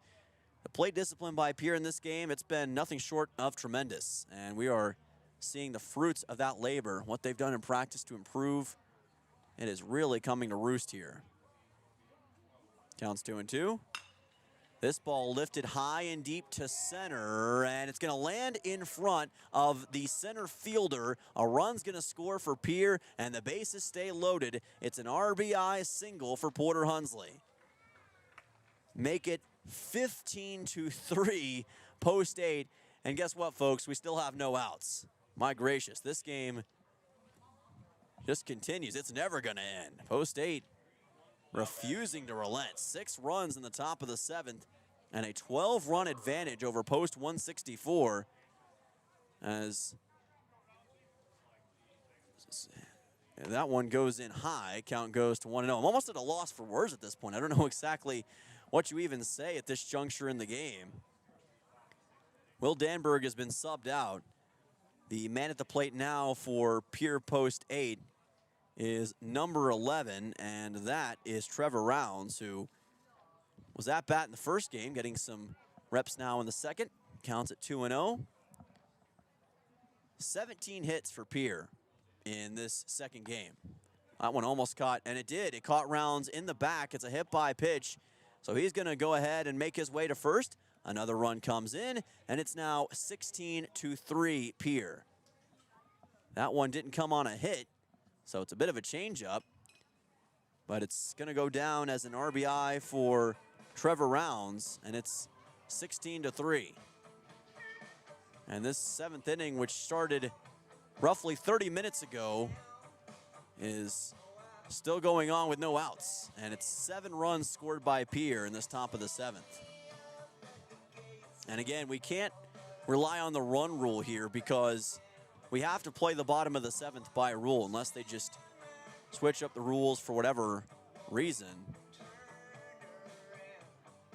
Time's been called. The umpires are actually having a discussion right now. And I'm not sure exactly what this could be about. Maybe a dispute about hits or runs scored. Of course, there's a lot to keep up with right now with all the men on base and the hits that have been secured in this game. River Iverson making his way, or has made his way out of the dugout, talking to one of the post 8 players.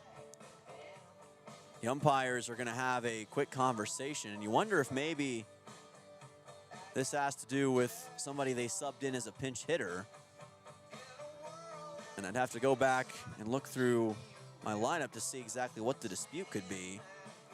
But as of now, the issue is unknown. If you're just joining us here on KCCR and on KCCR Sports, on the KCCR Sports YouTube channel. Sorry, folks, it's been a long game. I'm trying to get my bearings back about me. Glad you're joining us. It's been a fun couple of games.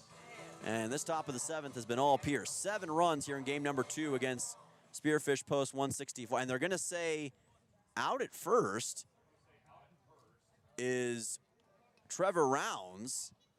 I'm not sure exactly what the reason would be for that.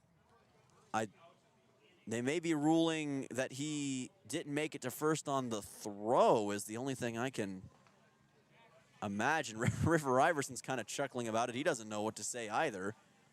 So a gift of an out for post 164. Now that Rounds is retired, that'll send the next man up, Nolan Peterson, and he swings and misses. Count goes to 0-1. And I'm kind of looking around to see if anybody else knows what that out is about, and it's kind of perplexed faces as far as I can see myself. So the count's 1-0. Well, they're going to say 2-0. I thought they initially rolled that as a strike, but scoreboard says 2-0. Ground ball by Peterson. Lewis throws on to first, and having to move off the bag, but getting back on the bag to make the play was Jack Branham, and he gets a big out number 2 for Spearfish. So that retires Nolan Peterson, and it sends on Hudson Stosher after the 5-3 ground out. Now batting number 16, Hudson Stosher. Stosher's already had a heck of a game. Multiple RBIs, a little league inside the park home run. And I'm sure he's thinking, why not add a little bit more to it while we're at it? He's going to send this one right to the third baseman. Great catch by Brock Lewis, and that will mercifully for Spearfish end the top of the 7th. Pierre puts up 7. Yes, 7 runs in the top of the 7th. They are on top 16-3. This game is all but over, but we got 3 more outs to go here in Spearfish, South Dakota. Back in 1 right here on KCCR and on YouTube at KCCR Sports. You just got a quote from a company and are now being billed for not choosing them. Many contracts have what's referred to as a contingency agreement. These typically state that if you don't go with them, you, after insurance has approved the repair work, will be charged a percentage of the job they quoted. Ask up front if they charge to provide an estimate. Never sign anything that you haven't fully read or understand. If you have any questions, reach out to the South Dakota Office of Attorney General's Consumer Protection Division at 800-300-1986. Summer is here, and Beck Motor Company is stepping up to the plate. As a proud supporter of Legion Baseball, we're hitting it out of the park with unbeatable deals on the Chevy and Cadillac vehicles. Whether you're looking for the power of a Chevy Silverado or the luxury of a Cadillac Escalade, Beck Motor Company has the perfect ride for you. So swing by today. Take your game and your drive to the next level. Beck Motor Company, your local Chevy and Cadillac dealer. Proud to support our youth and ready to put you behind the wheel of your dream vehicle. www.beck-motors.com, 605-224-5912. Welcome back to Post 8 Baseball on KCCR and on the KCCR Sports YouTube channel. Dylan Simmons with you as we've reached the bottom half of the 7th inning between Post 8 and Spearfish. Pierre on top 16-3. Yes, 16-3 over Post 164. 3 outs away from victory after scoring 7 runs in the top of the 7th. 11 combined runs in the last 2 innings alone. It has been an absolute masterclass of bats here at Black Hills Energy Stadium in the last couple frames. And now we'll see if Pierre Post 8 can put this one away and do so quickly against this last bit of the Post 164 lineup. If Post 164 does come back, then I'll renounce what I'll say just said, but I do not see that happening. Counts 1-0. Of course, crazier things have happened, and it is the world of baseball, so never rule it out. As Post 164 sends their men up to the plate, it's Fire Rising, who's up there right now. Riley Fire Rising, as a matter of fact. Or no, actually it's not. Counts 1-1. There it is. Yes, my apologies. Sorry, got a little confused with my numbers there. That's almost a hit by a pitch. Count goes to 2-1. It just missed catching him in the upper body. Fans for Spearfish still here supporting their team. Good to see that. Got a loyal fan base out here in the Black Hills, and they love their Post 164 baseball, and for good reason. It's a great environment, fun team to watch. Just hasn't worked out for them today. Swing and a miss, and the count goes to 2 balls and 2 strikes. What a day for Braden Hollett. Started off giving up 3 runs in the bottom of the first. It was looking a little rough, but River Iverson didn't deviate course. And when he came up on that fork in the river, he chose his man, Braden Hollett, and he hasn't let him down. He has not allowed a run since. Count moves to 3-2 here. And now Hollett is 3 outs away from going coast to coast in this game. As there's a ground ball to third that gets through for a base hit. So how about that? Riley Fire Rising able to rise to the occasion with a single to start things off in the bottom of the 7th. So a good start for him, coming in for Jack Scharf. And now we've got a man aboard for Spearfish Post 164. So Connor Johnson, the next man up. And we'll see if Spearfish can get a couple more runs get more of a sense of pride here towards the end of the game. Ouellette places that one in high. The thing with Ouellette is he's been waiting on the bench for about 30 minutes, so it almost maybe messed up his pitching rhythm in a way. At least you could argue that. Errors a strike, count goes to 1-1. May need a second to recalibrate and figure out what he needs to do.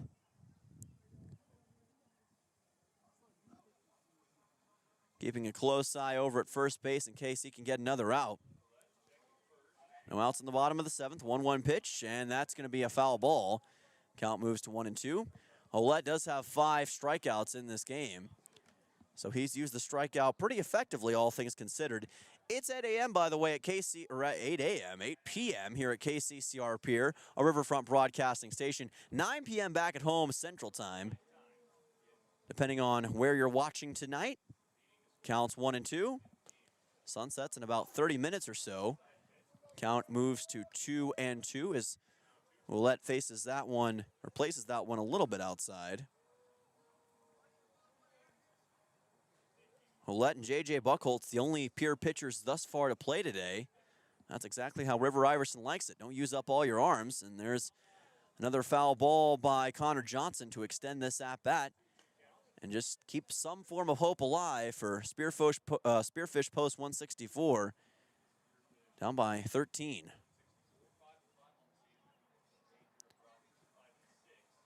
This will drop Spearfish below 500 if they do indeed lose this game.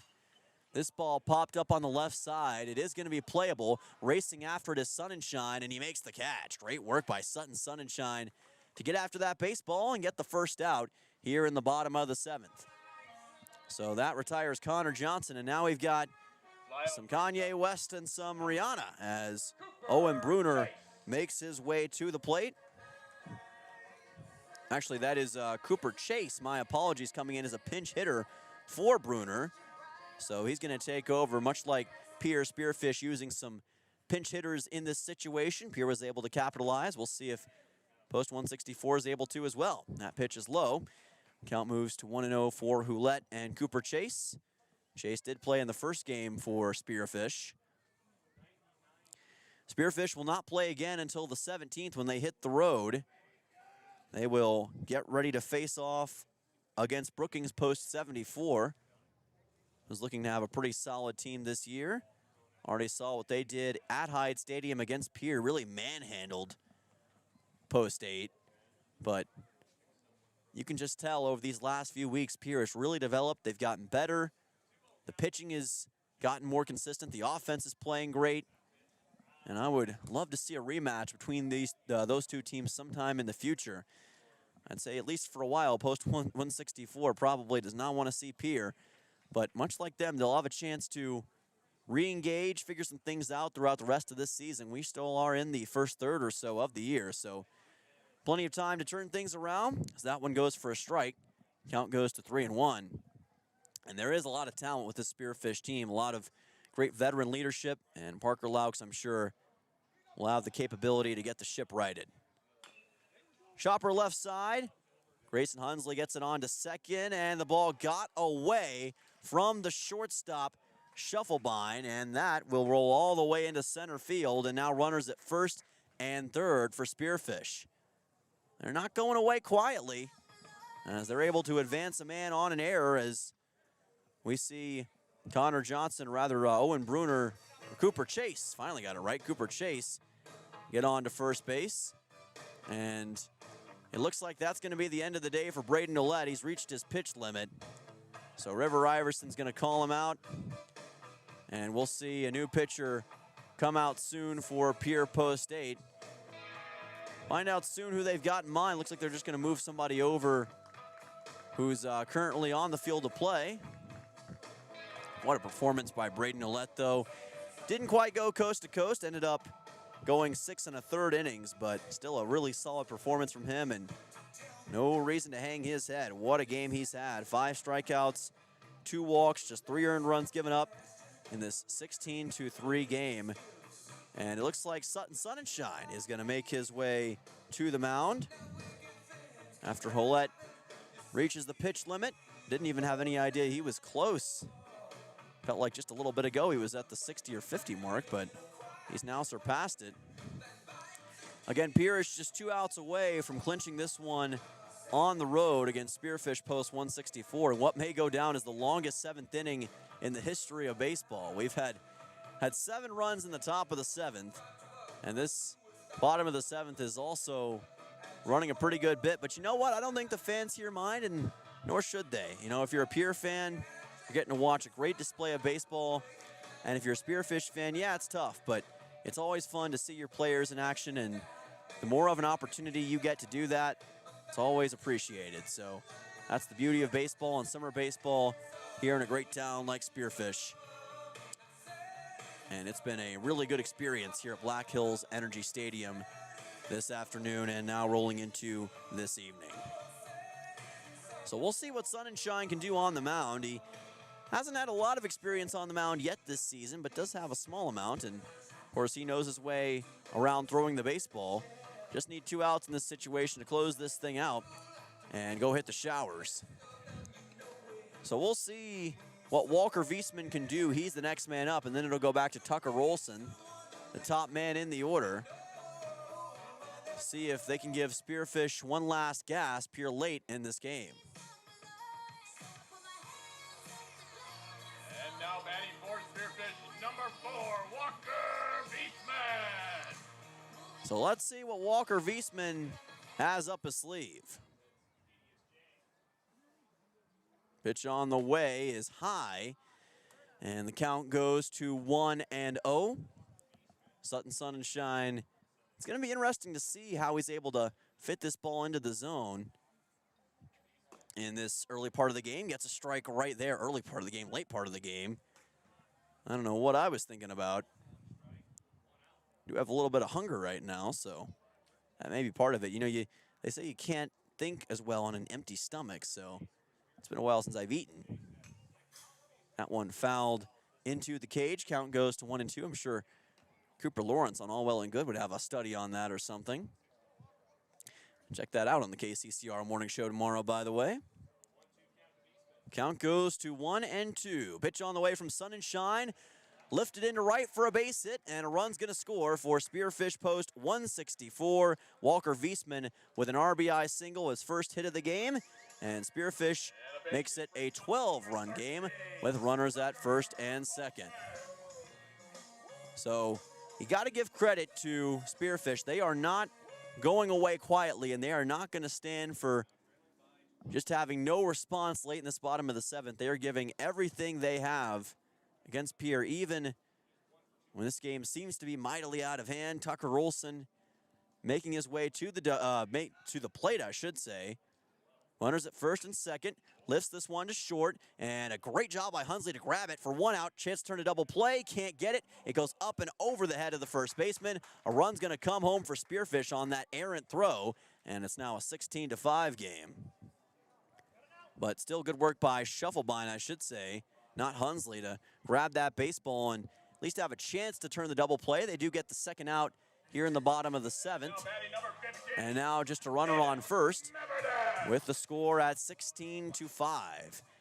Aiden Meverden at the plate, representing the last man up. We'll see what he can do in this situation. Counts 0-1, Sun and Shine delivering the goods. He has looked pretty darn consistent thus far in this bottom of the 7th. So allow me to be Shaquille O'Neal and say, Sutton, I apologize. I was not familiar with your game. Count goes to 0-2. Didn't know him as well as a pitcher, but he's showing me just how good he can be. Curveball, and that's going to be ruled as ball 1. A little high and inside. Home plate umpire didn't give him the benefit of the doubt. Pierre was ready to celebrate. Hang there in the dugout, fellas. Not quite yet. Maybe this will be the one. 1-2. It's low and inside for ball 2. And the runner's moving on to second, and he will get there standing up. So Aiden Meverden Tucker Olson able to get on to second base as Meverden faces a 2-2 count. 2 away here in the bottom of the 7th. Pierre 1 out away from victory. And Sun and Shine places it high. Count moves to 3-2. Just needs one more strike to close this thing out.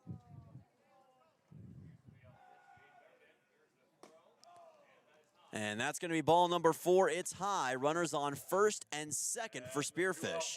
So it is not over yet. Making his way over to first will be Aiden Meverton forcing the walk, as Jack Branham will be the next man up. Popped one up to short his last time up to the plate. That pitch is low. Count moves to 1-0. It's now 9-10 back in the capital city. Don't know if the Zap ever got their game restarted. I'll be checking that one later on. But appreciate all of you who are still with us here on KCCR and on YouTube at KCCR Sports, tuning in on this Thursday evening for some good old-fashioned Legion baseball. Always a good time. That pitch comes in high, and that's ball number 3, and Sun and Shine's in danger of loading the bases right here. Spearfish just fighting and fighting and fighting, refusing to go. Count goes to 3-1 as Sun and Shine does get that strike he was looking for. 3-1 pitch, needs 2 more strikes to put this game away. This one foul back, that'll help. It'll go into the parking lot and probably go on to break a windshield. Count goes to 3-2. So here we go. Payoff pitch, 3-2, Sun and Shine with yet another chance to end it. Let's see if this will be the charm. It will. He strikes him out, and that will end the game. Post 8 is back in the driver's seat. They get 2 big wins tonight on the road in the Black Hills, and they dominate game number 2 by a score of 16-5 with 2 of the best offensive innings you'll ever see. 7 runs in the 7th, 4 in the 6th for 11 combined runs and a 16-5 victory on the road. And Pierre gets their first doubleheader sweep of the season. Congratulations to Post 8. What a win, what a couple of games, and what a baseball team we've got forming in this middle part of June. Fun one here at Black Hills Energy Stadium. We'll be back in 2 minutes to wrap this thing up with our post-game show. You're listening to KCCR and the KCCR Sports YouTube channel. Walking together in faith, living together in faith, working together in faith, that's who we are. Hi, this is Pastor Sam Hanschke. I hope that our athletes have an excellent and successful season. I pray that God would continue to richly bless them. I invite you to join me in praying for our athletes during the year. We're Faith Lutheran and we are glad you're here.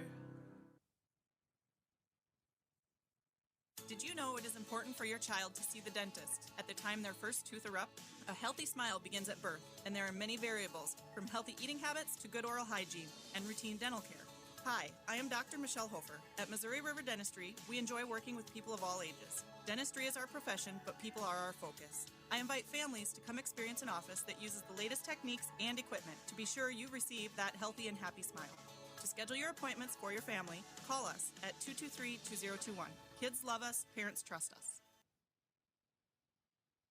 Are you a farmer in the Highmore area? Do you need a trusted partner for your grain and agronomy needs? Look no further than AgTegra. AgTegra is built on a legacy of farmer-owned cooperatives, providing superior service and relentless innovation for generations. We're committed to your success and the safety of our employees and members. For your grain needs, call Chance Scott at 605-846-1099. And for all your agronomy needs, reach out to Cole Hamlin at 605-871-9572. AgTegra, growing together for generations.